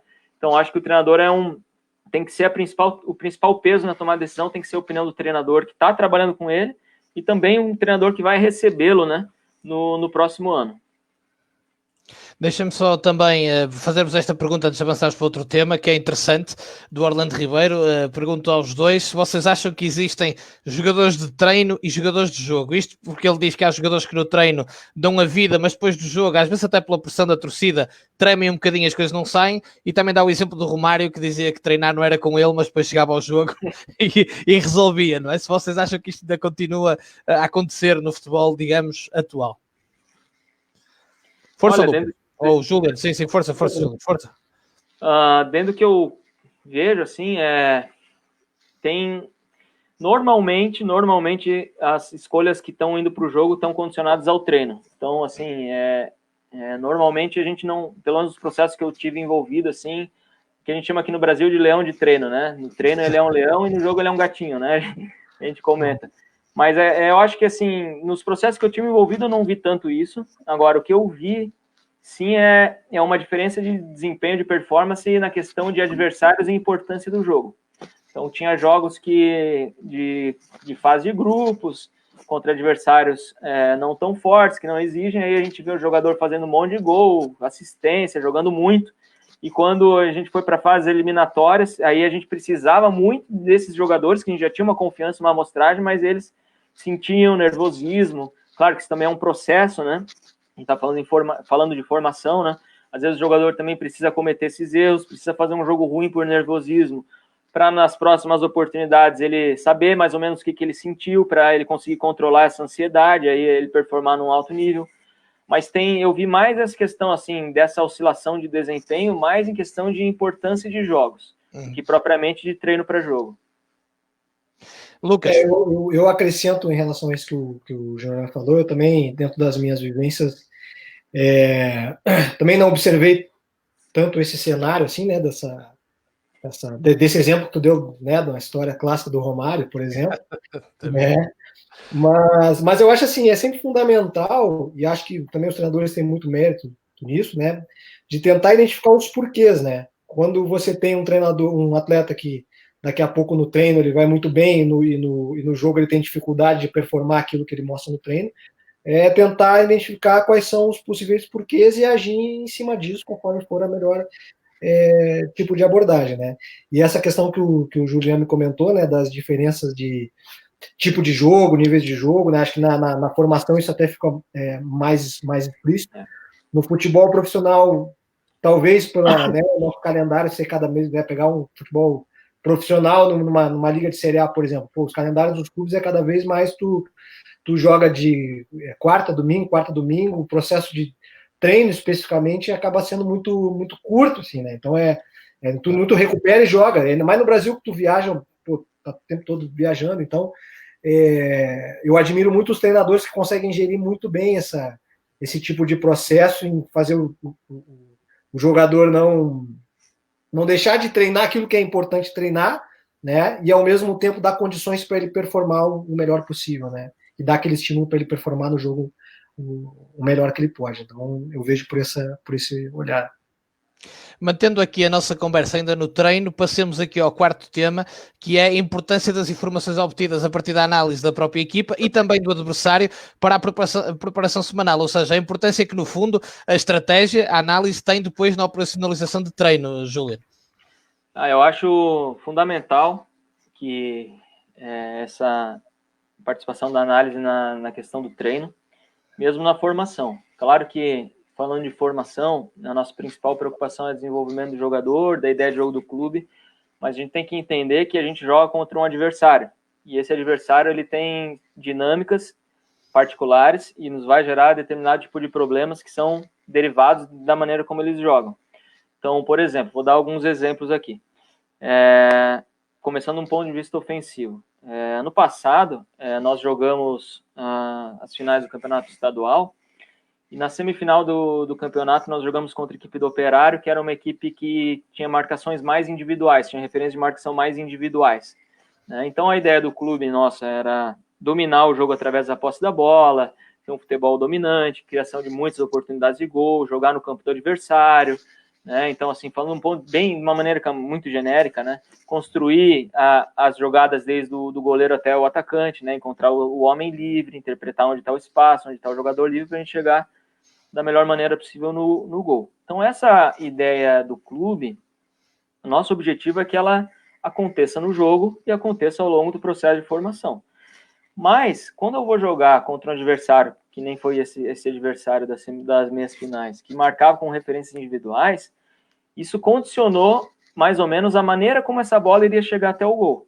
Eu costumo dizer que o Bernardo, o treinador que trabalhei, que falava muito isso, o adversário ele diz por onde nós devemos atacar, né?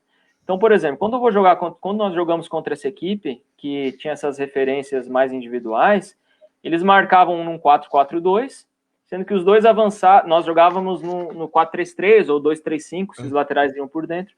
Os dois avançados, eles eram responsáveis por fazer a marcação de 3 jogadores, dos 2 centrais e do nosso pivô. E que a gente detectou? E os outros ficavam tudo com referências individuais. E nós detectamos que na circulação de bola entre os 2 centrais, a partir da terceira ou da quarta troca, eles já não conseguiam gerir muito bem o nosso pivô, que era o nosso melhor jogador, inclusive. Então, um ia na pressão, o outro ficava pelo pivô, e aí iam trocando. Só que a partir dessa quarta circulação, aquele pivô ficava livre. E a partir do momento que a gente achasse esse pivô livre, a gente sabia que a gente ia começar a desmontar a marcação deles, porque alguém que estava com o nosso jogador ia ter que saltar por esse nosso jogador, e a gente ia começar a gerar homens livres no campo, e iríamos chegar no gol com maior facilidade.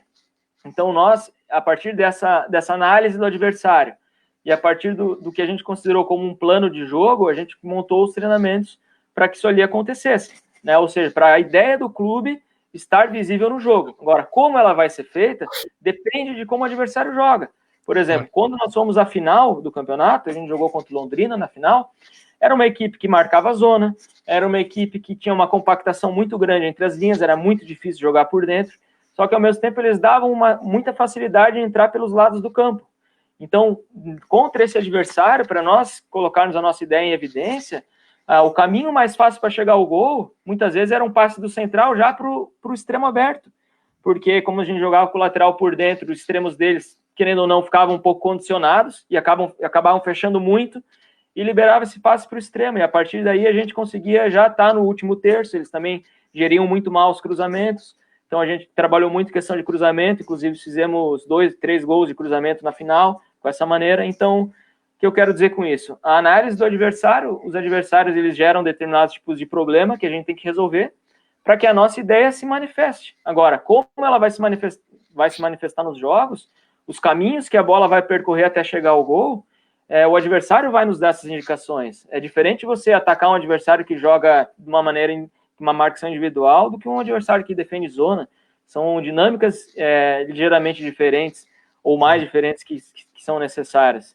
E, por exemplo, uma questão defensiva, vamos colocar um adversário que é muito capaz nos corredores centrais, joga muito bem por dentro, vamos condicionar eles aí por fora, por exemplo, vamos trazer eles para fora, e quando a bola entrar fora a gente vai subir o bloco, por exemplo, ou adversários que têm muita dificuldade de jogar por dentro, talvez o posicionamento do nosso extremo pode cortar a linha do lateral deles e fazer eles jogarem por dentro, e quando eles entrarem dentro, a gente vai subir o bloco e pressionar. Ou seja, a gente vai seguir marcando zona, a gente vai seguir tendo agressividade, a gente vai seguir tendo compactação, os nossos princípios, a nossa identidade vai estar lá, mas como ela vai ser concretizada, tem muito a ver com o que é o adversário. E isso a gente consegue detectar com o estudo dele, e a gente só consegue executar se a gente treina, né? Então, a dominância da questão estratégica, claro que na formação ela vai ser menor que no profissional, né? Mas ela tem que estar presente, porque a partir desse momento que a gente compreende como vai ser o jogo, a gente vai estar muito mais perto de fazer com que a nossa ideia efetivamente aconteça. Então, acho que uma coisa está ligada à outra. Sem dúvida. E, portanto, Lucas, até porque também já há muito tempo de análise de desempenho também, mas como é que olhas para isto, da informação obtida através da análise e depois do que passa para o treino, não é? Treino e depois do jogo, não é? É toda uma sequência, não é? Eu penso assim, eu sempre, né, nas funções de analistas, eu sempre busquei dividir esse processo, nessa relação do trabalho de análise em relação à nossa equipe, ao adversário, ao treino, em 3 etapas, né? Eu costumo conceituar a etapa de análise pré-jogo, a etapa de análise durante o jogo e a etapa de análise pós-jogo. Na primeira etapa, que é o pré-jogo, enquanto analista, né, dentro de um departamento, a gente costuma sempre coletar as informações do próximo adversário, né, fazendo análise ali dos últimos jogos, enfim, a gente busca criar ali um critério, né, às vezes os 3 últimos jogos, os últimos 5 jogos, ou jogos que têm mais relação com o contexto do nosso jogo, enfim, isso aí depende de cada cenário, né. A partir disso, coletando e se organizando em formato de pequenos vídeos ou um vídeo maior, enfim, e levando ao debate com a comissão técnica, essas informações, como o Juliano falou, alimentam ali o corpo técnico no sentido de criar situações para o dia a dia de treino, né, para determinados dias de treino, que possam colocar em prática ali as suas fortalezas em relação às fraquezas do adversário, bem como as suas próprias...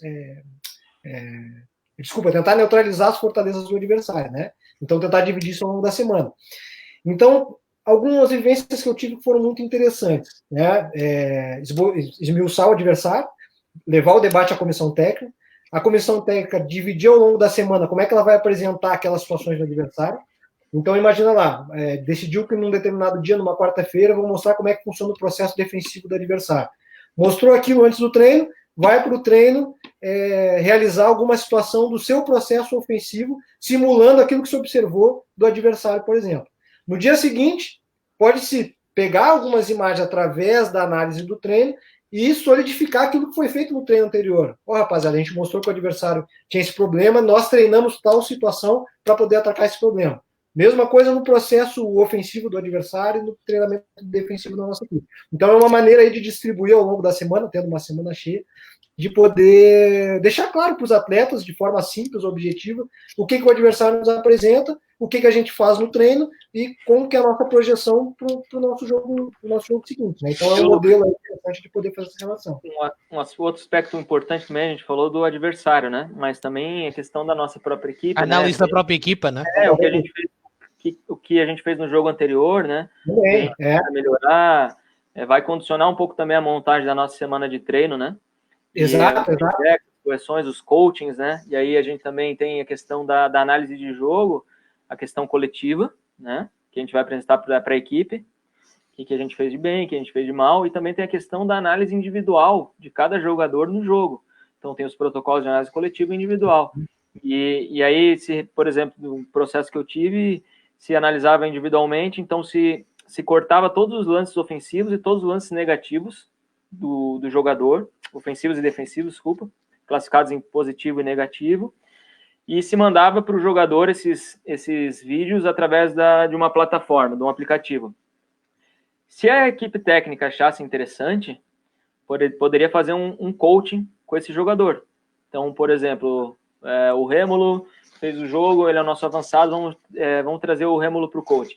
Olha, o que você achou desse lance? Achei isso, achei aquilo, o que eu poderia ter feito, o que eu poderia não ter feito. Então, são processos que ajudam a aprendizagem do jogador ao longo do processo de formação dele, né? São elementos que facilitam isso daí. Facilitam isso aí. E principalmente no sentido de fazer, se fazer sentido aquilo para o jogador, né? Para ele entender aonde que ele está evoluindo, o que ele precisa, ou o que ele precisa evoluir, né, e fazendo a relação com o que vai vir pela frente ao longo da semana de treino e do próximo jogo. Né? Então, esse primeiro processo que eu considero de uma etapa pré-jogo, até a gente chegar na etapa de análise durante o jogo, na qual os analistas ali, eles trabalham, né, muitas vezes dentro de uma cabine, do estádio, fazendo filmagem, fazendo coleta de informações. Hoje a gente já tem ferramentas que nos facilitam esse trabalho, né, até de promover uma imagem em tempo real, de fazer uma imagem. Aí depende muito de cada comissão. Às vezes chegar uma imagem no banco de reservas para auxiliar, no iPad, poder visualizar alguma coisa com uma visão de cima, por exemplo.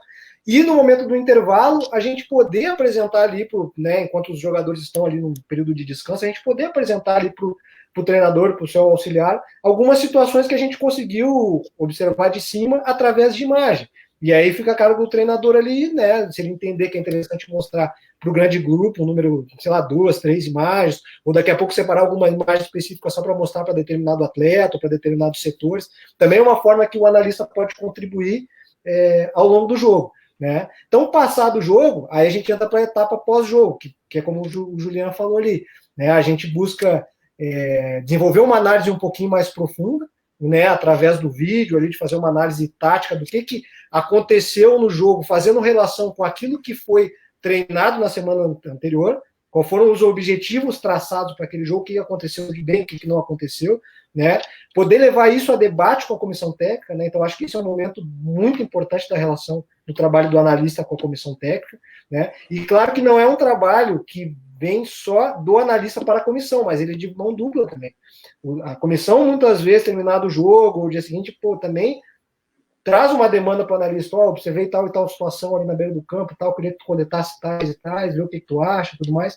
Então, esse processo também é muito interessante. Essa relação, ela é fundamental. E a partir do momento que a gente tem esse momento de pós-jogo, de debate com a comissão técnica, quando a gente apresenta imagens, a gente contextualiza relatórios quantitativos também, como a gente falou ali no início, recebemos, né, as informações, conseguimos ali contextualizar aquilo que os números disseram em relação àquilo que a gente observou em termos qualitativos.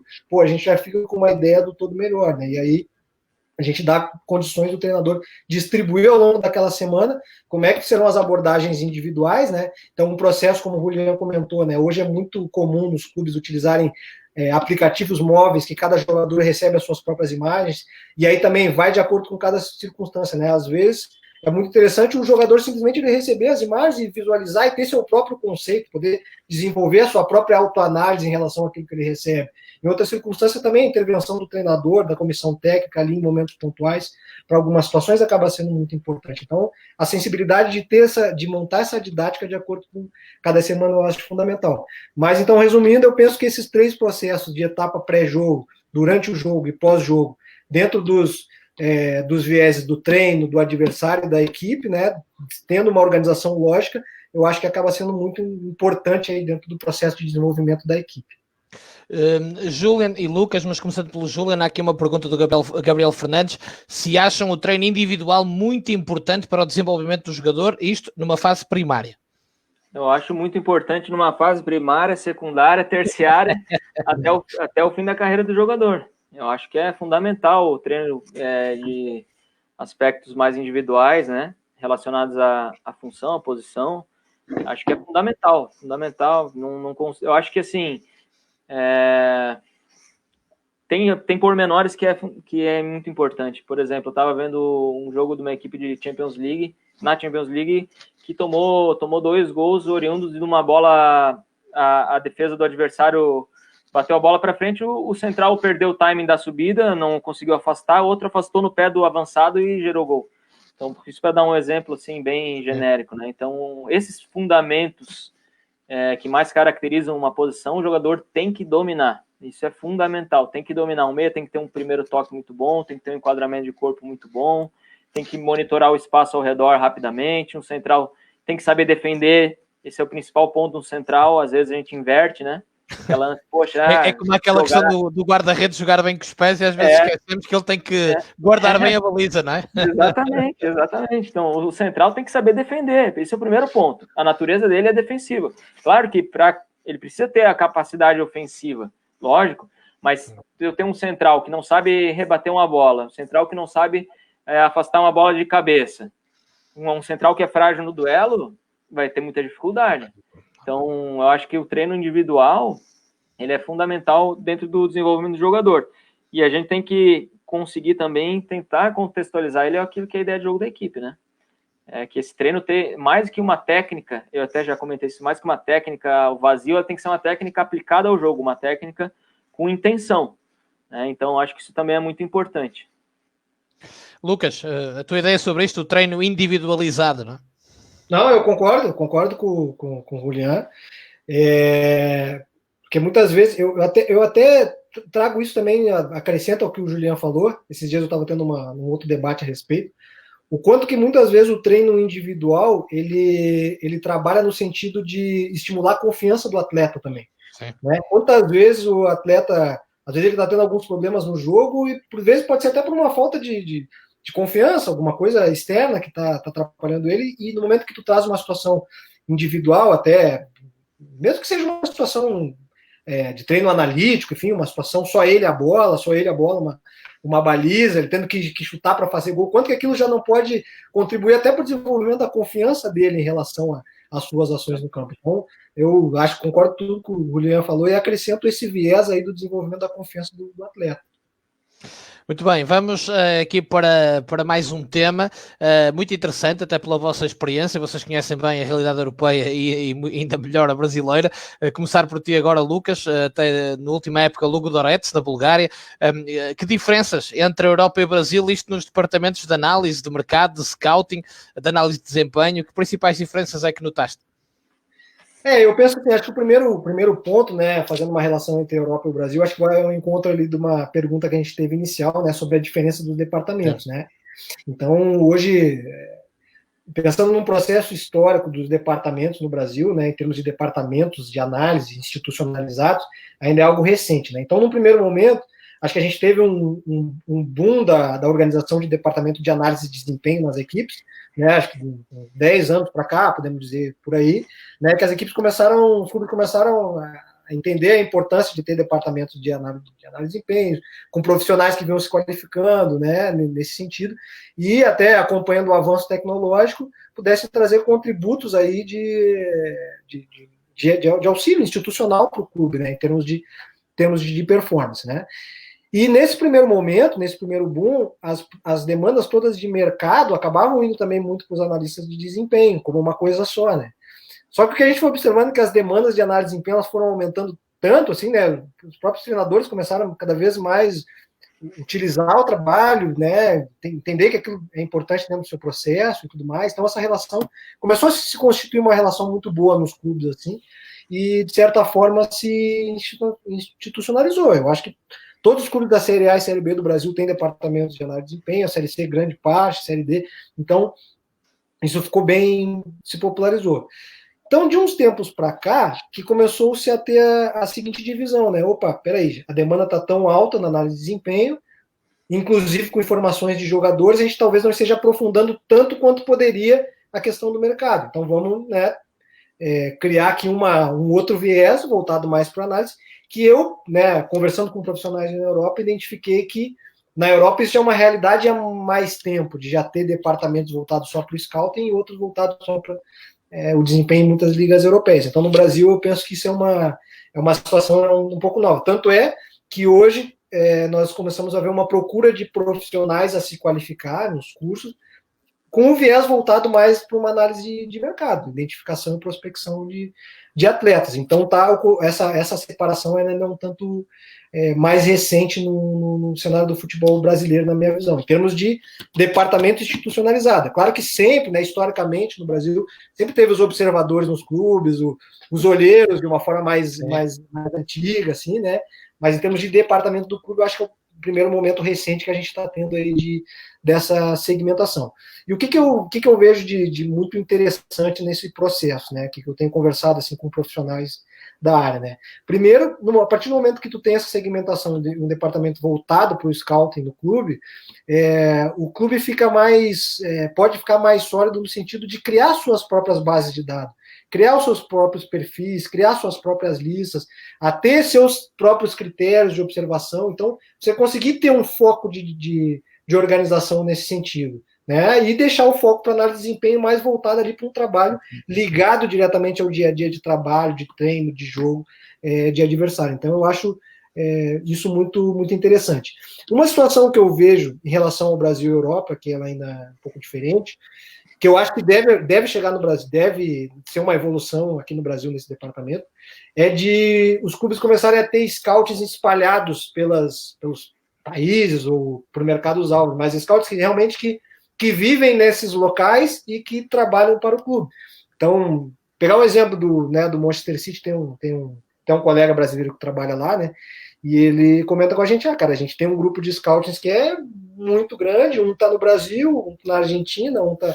Entendeu? Então, isso é um ponto que eu acho que, em termos de desenvolvimento, o mercado europeu, eu acho que dos grandes equipes, principalmente da Europa, isso já é algo mais, já é uma realidade um pouco maior nesse sentido, né?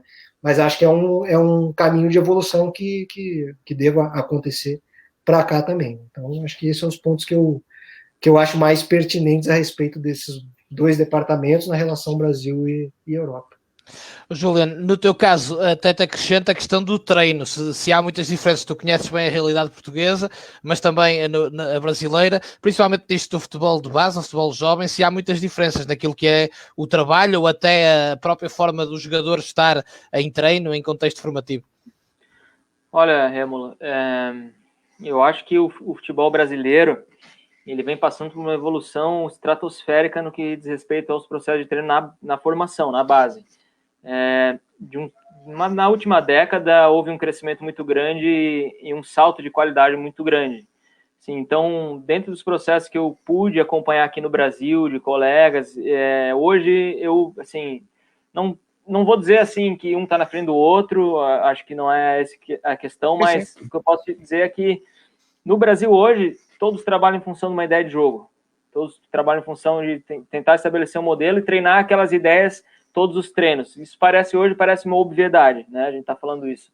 Mas há 10 anos atrás não era essa realidade no cenário brasileiro. Havia muita segmentação, havia uma outra linha de orientação no treino, coisa que hoje no Brasil já está muito próximo do que, por exemplo, é Portugal. Em termos de contextualização de treino, de ideias, de lógicas. Claro que a metodologia para se desenvolver o jogar, ela não é a mesma de treinador para treinador, né? Isso acho que é um ponto a ser salientado. Mas essa preocupação de trabalhar em função de uma ideia e desenvolver essa ideia todos os dias em todos os treinamentos, acho que isso já é uma realidade e eu acho que o futebol brasileiro tem excelentes treinadores de formação, mas excelentes treinadores mesmo. Eu tive em Portugal, acho que faz uns 2 ou 3 anos. Tive no Sevilha, lá com o Abel também, esteve aqui, né? E estive conversando com vários treinadores, várias pessoas. E, cara, posso te dizer com toda certeza que o Brasil está muito bem servido de treinadores na formação. Muito bem e, com certeza, daqui a uns 5, 6 anos, 10 anos, esses treinadores que hoje eles estão na formação, eles vão chegar no profissional e eu acho que vai passar o futebol brasileiro, como já vem acontecendo, treinadores vindos da formação que estão num nível muito bom. Sem dúvida, e o crescimento é notório, a evolução, se calhar não é o crescimento, é a evolução. Hoje em dia, você tem acesso a qualquer informação a hora que você quer, coisa que anteriormente não havia, né? Então, hoje, se o treinador não quiser se desenvolver, é culpa exclusiva dele, porque as ferramentas estão à disposição. Sim. Lucas, uma questão pessoal que coloco aqui nesta questão, para um analista de mercado, como é o teu caso, e com esta experiência vasta que já tens, achas possível que o Brasil se comece a abrir a outros mercados? Ainda há pouco dizias que já começa a existir a situação de ter o olheiro, o observador, noutros mercados, ou porque no Brasil o talento nasce todos os dias em grandes quantidades, é muito difícil que exista esta abertura para outros mercados, mesmo que da América do Sul, que eu sei que vão entrando alguns jogadores da Argentina, da Colômbia, etc. Mas o Brasil é o Brasil, não é? Portanto, eu à partida sei que é difícil, mas achas que isso pode acontecer ou não é de todo viável? Eu acredito que pode acontecer sim, Remo. Eu penso que é um processo de evolução, ali como o Juliano falou, cada vez mais a gente tem acesso a mais e mais informações, entendeu? Cada vez mais a gente tem mais profissionais se qualificando, se preparando para exercer essa profissão. A gente vê cada vez mais os clubes destinados a investir em departamentos, né, de scouting, de desempenho, né? Então eu penso que em função de ser uma realidade de bastante evolução, de bastante ganho, se a gente, né, observar dos anos recentes para cá, eu penso que sim, eu penso que a gente pode chegar a um ponto aí de ter um nível de observação macro, assim, de diversos cenários, independente do Brasil, claro, a gente sabe, né, que é um país muito grande, é um país que tem muito desenvolvimento de atletas, mas eu acho que tende a ser um passo de evolução a gente também poder estar atento a diversos mercados no mundo e participar de diversas conferências, diversos debates, conhecer diversas escolas. Eu acho que tudo isso contribui para o avanço do nosso futebol, né?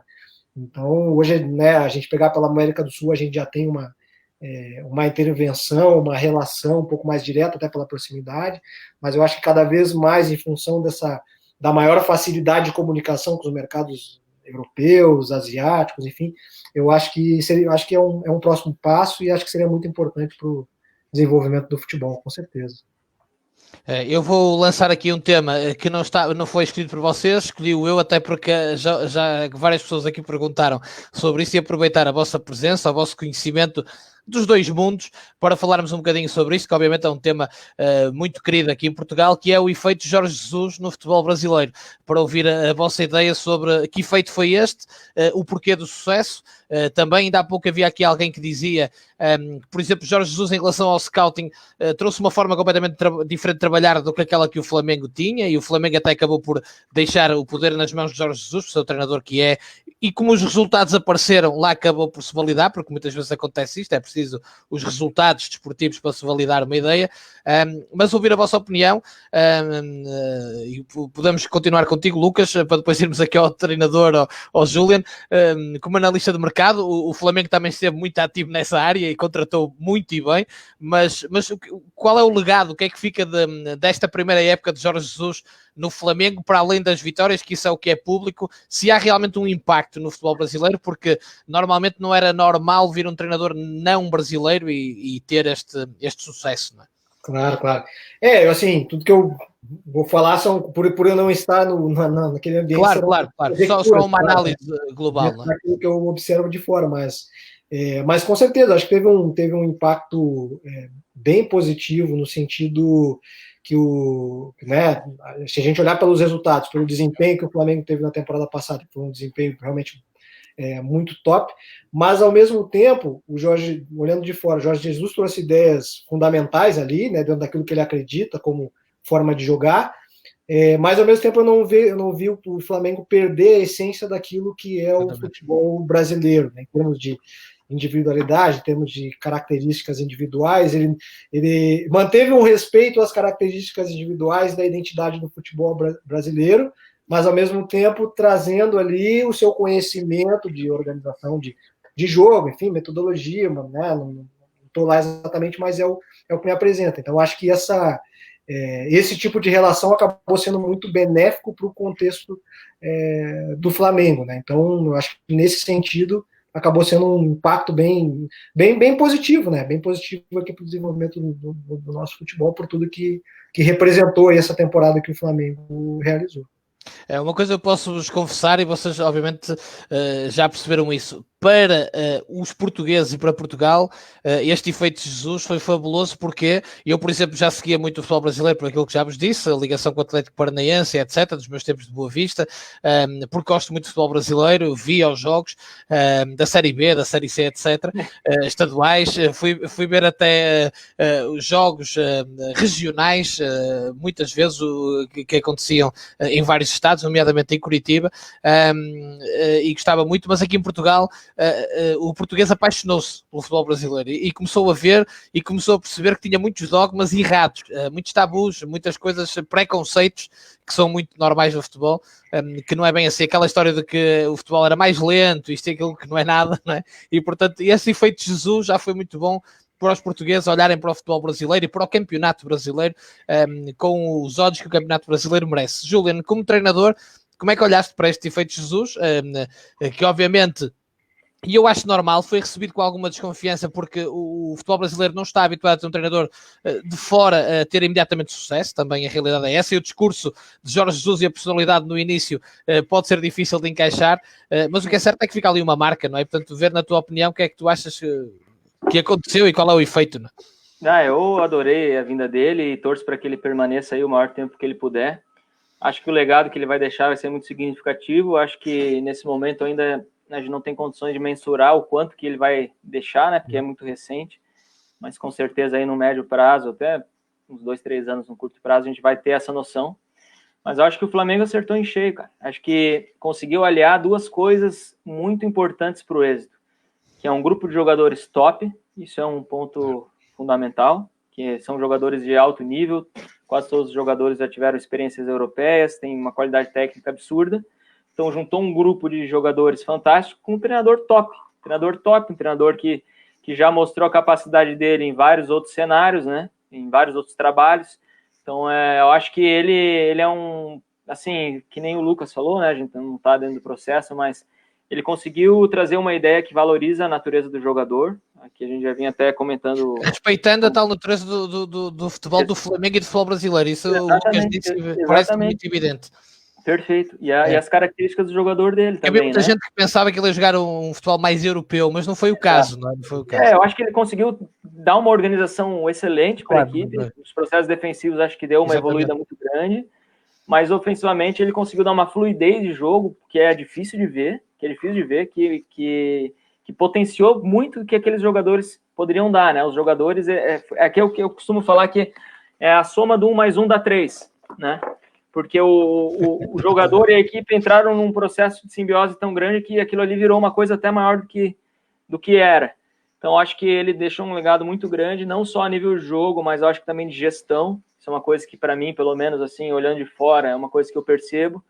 Gestão dos jogadores, né? A gente vê, por exemplo, depois de um jogo, ele falar com o Renier e dar uma dura no jogador, mas também ele tem um estatuto, né? Os jogadores respeitam muito ele. Isso é uma coisa também importante.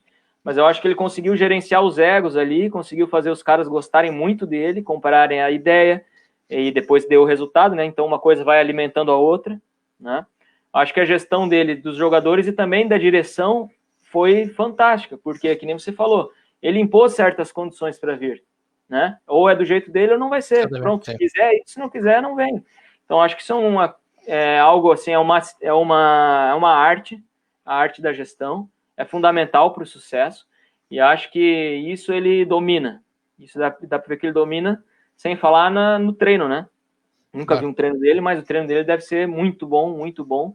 Prova disso são os jogos e o que ele conseguiu construir com o Flamengo aí em tão pouco tempo, né? Que isso é uma coisa muito difícil. Construir em tão pouco tempo o que ele conseguiu construir com esses jogadores. E aqui, quando disseste bem, tivemos cá o Vítor Matos do Liverpool a dizer que o Flamengo provavelmente até foi das equipas que mais dificuldades causou ao Liverpool esta temporada, e isso quer dizer muito, porque o Liverpool parece um martelo pneumático a jogar, aquilo arrasa tudo, portanto, daí já se vê. Teve ali um bocadinho de felicidade também com o River Plate, tem que se dizer a verdade, claro. Mas faz parte do jogo também. Vamos aqui a duas últimas questões que eu quero colocar uma a cada um, curiosidades minhas também. Lucas, como analista, é mesmo verdade aquele conceito de que, por exemplo, na zona do Rio é onde estão os jogadores brasileiros mais criativos, que no Sul é onde estão os jogadores mais parecidos com os europeus, mais cerebrais, com mais conhecimento do jogo? Isto é mesmo assim? Eu ouvi sempre isto toda a vida, vi muitos jogos aí no Brasil, mas queria ouvir o lado do analista que está habituado a ver o mercado brasileiro. Olha, eu acho que isso é um conceito que se desenvolveu ao longo da história, muito do nosso contexto sociocultural, né? Então, vamos pegar um exemplo assim, né? Pô, o Rio de Janeiro, você pega uma região do Brasil onde normalmente é sempre calor, onde os moleques são muito, né, historicamente habituados a jogar na rua, né? Jogar na praia também, exatamente. Entendeu? Então, tanto que isso pode ter condicionado ao futebol no Rio de Janeiro, os atletas do Rio de Janeiro trouxerem mais esse viés aí em termos de habilidade, criatividade, enquanto que no Sul, com temperaturas mais frias ali, os atletas talvez não foram... E a descendência dos alemães e dos polacos e etc. Isso, alemães, italianos. Então, acho que tudo isso, historicamente, foi um processo que pode ter tido alguma contribuição ao longo do tempo. Mas hoje, cada vez mais, em função da globalização, né, do acesso à informação e de todas essas mudanças globais que nós temos, eu acredito que a gente pode encontrar diferentes tipos de identidades de jogadores, independente de onde a gente vai, né, se é no Rio, se é no Sul. Eu acho que está cada vez mais globalizado esse tipo de possibilidade da gente encontrar jogadores com características diversificadas. Eu acho que uma coisa muito boa que o nosso país tem é uma diversidade muito grande de características, né? E isso potencializa, né, diferentes tipos de talentos e todos podem ter oportunidade de performar e chegar num grande nível. Eu acho que isso a gente tem que valorizar muito do nosso futebol. Eu acho que é o que o futebol europeu, quando vem para cá trazer jogadores nossos, acho que valoriza muito isso também, né?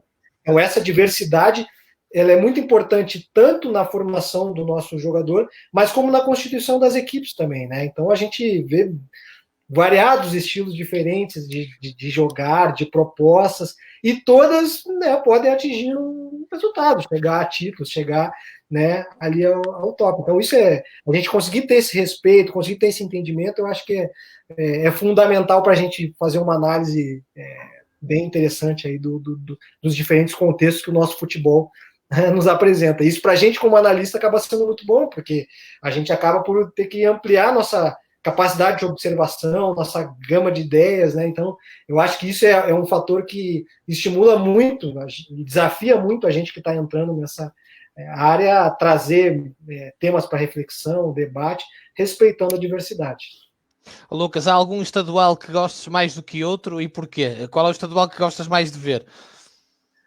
Não, eu não tenho algum que eu goste mais, não acompanho todos, até porque Sim, por questões profissionais, não é? Profissionais, assim, mas eu tento sempre identificar, né, o que são os aspectos positivos e negativos de cada cenário, né? E acho que todos são importantes, entendeu?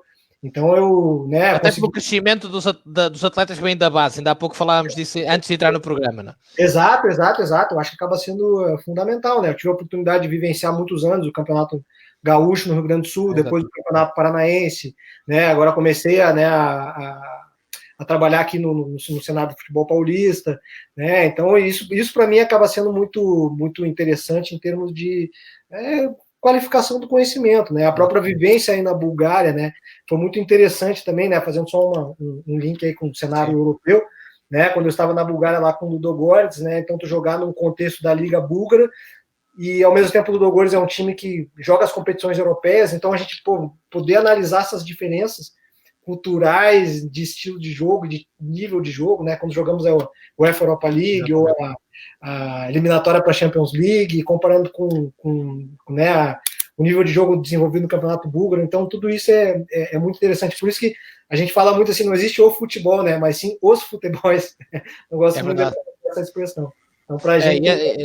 eu sou apaixonado por essas questões culturais dentro do futebol, confesso-vos, adoro, e acho que realmente há uma cultura de jogo intrínseca a regiões, a países, e eu gosto muito disso, e gosto muito de analisar isso e de ver às vezes até a forma como a cultura de um povo interage com a cultura de jogo, que é algo absolutamente fantástico. Juliano, a pergunta que eu te queria colocar é como é que tem sido o feedback e como é que tem sido implementar a periodização tática no Brasil? Tem sido muito bom. O feedback dos jogadores é algo muito bom, muito positivo. Também a gente tem que levar em conta, sim, pelo menos o meu contexto, né, a minha experiência tem sido muito mais no processo de formação, né? E aí, então, também na formação os jogadores são meio que uma folha em branco, então eles também não têm muita noção. Há uma abertura, não é, para aprender. Há uma abertura no aspecto metodológico, mas como eu comentei contigo antes, hoje todos os treinadores aqui trabalham em função de uma ideia de jogo, né? Buscam criar um modelo de jogo. E só que a maneira como a periodização tática vai chegar nesse jogar é diferente de outras metodologias, né? Então, assim, eu particularmente nunca tive nenhum problema, muito pelo contrário, só tive ganhos e feedback positivo. Aceitação, né? Tanto a aceitação dos jogadores e da diretoria também. Porque às vezes você acaba ficando um pouco assim, associado, né? Devido à publicação, enfim. Claro, ao livro, claro. Ao livro, e às vezes vem alguma desconfiança, como já me aconteceu, de um coordenador chegar no clube e falar, olha, precisa fazer isso, precisa fazer aquilo outro. Não, vamos fazer. E depois que ele viu que a nossa equipe era a que mais corria na competição, falou, eu quero que todas as equipes façam que nem essa. Então, tem sido uma aceitação muito positiva. Até porque sabes melhor que eu que há aquela questão da periodização tática, que era uma coisa só de portugueses ou para portugueses, ou que os portugueses levavam para qualquer lado, e há algo muito interessante, tu levaste para o Brasil, e eu tinha ideia, já me tinham falado, que com grande aceitação, até porque sabes, é muitas vezes falado da complexidade, não é? E em questões de futebol de base, às vezes vem sempre aquela questão se o feedback é positivo, se é muito difícil de perceber, de compreender, mas o que é certo é que está a correr bem, e fico feliz por isso. Muito bem, força, Júlio. A metodologia, a periodização tática, ela é facilitadora para o jogador, né? O jogador, ele vê um propósito no que ele está fazendo, ele vê claramente uma transferência do que ele está treinando para aquilo que é o jogo, para aquilo que é ele, né? Favorece ele. Quando o treinador tem essa percepção, a periodização tática facilita. Sem dúvida, e tem mais adaptabilidade que muita gente imagina, até porque a maior parte de quem pensa ao contrário não conhece bem os conceitos. Exato. O Lucas e Julian, foi um enorme privilégio, um enorme prazer, quase 2 horas de grande partilha. Eu posso-vos dizer, enchi aqui o meu bloquinho de notas, várias folhas, e isso quer dizer muito, e portanto agradeço-vos bastante aos dois. Espero ver-vos ou aqui em Portugal ou quando eu for aí ao Brasil, e desejar obviamente sucessos. Lucas, corra tudo bem aí no Palmeiras, um forte abraço, obrigado por ter estado aqui connosco.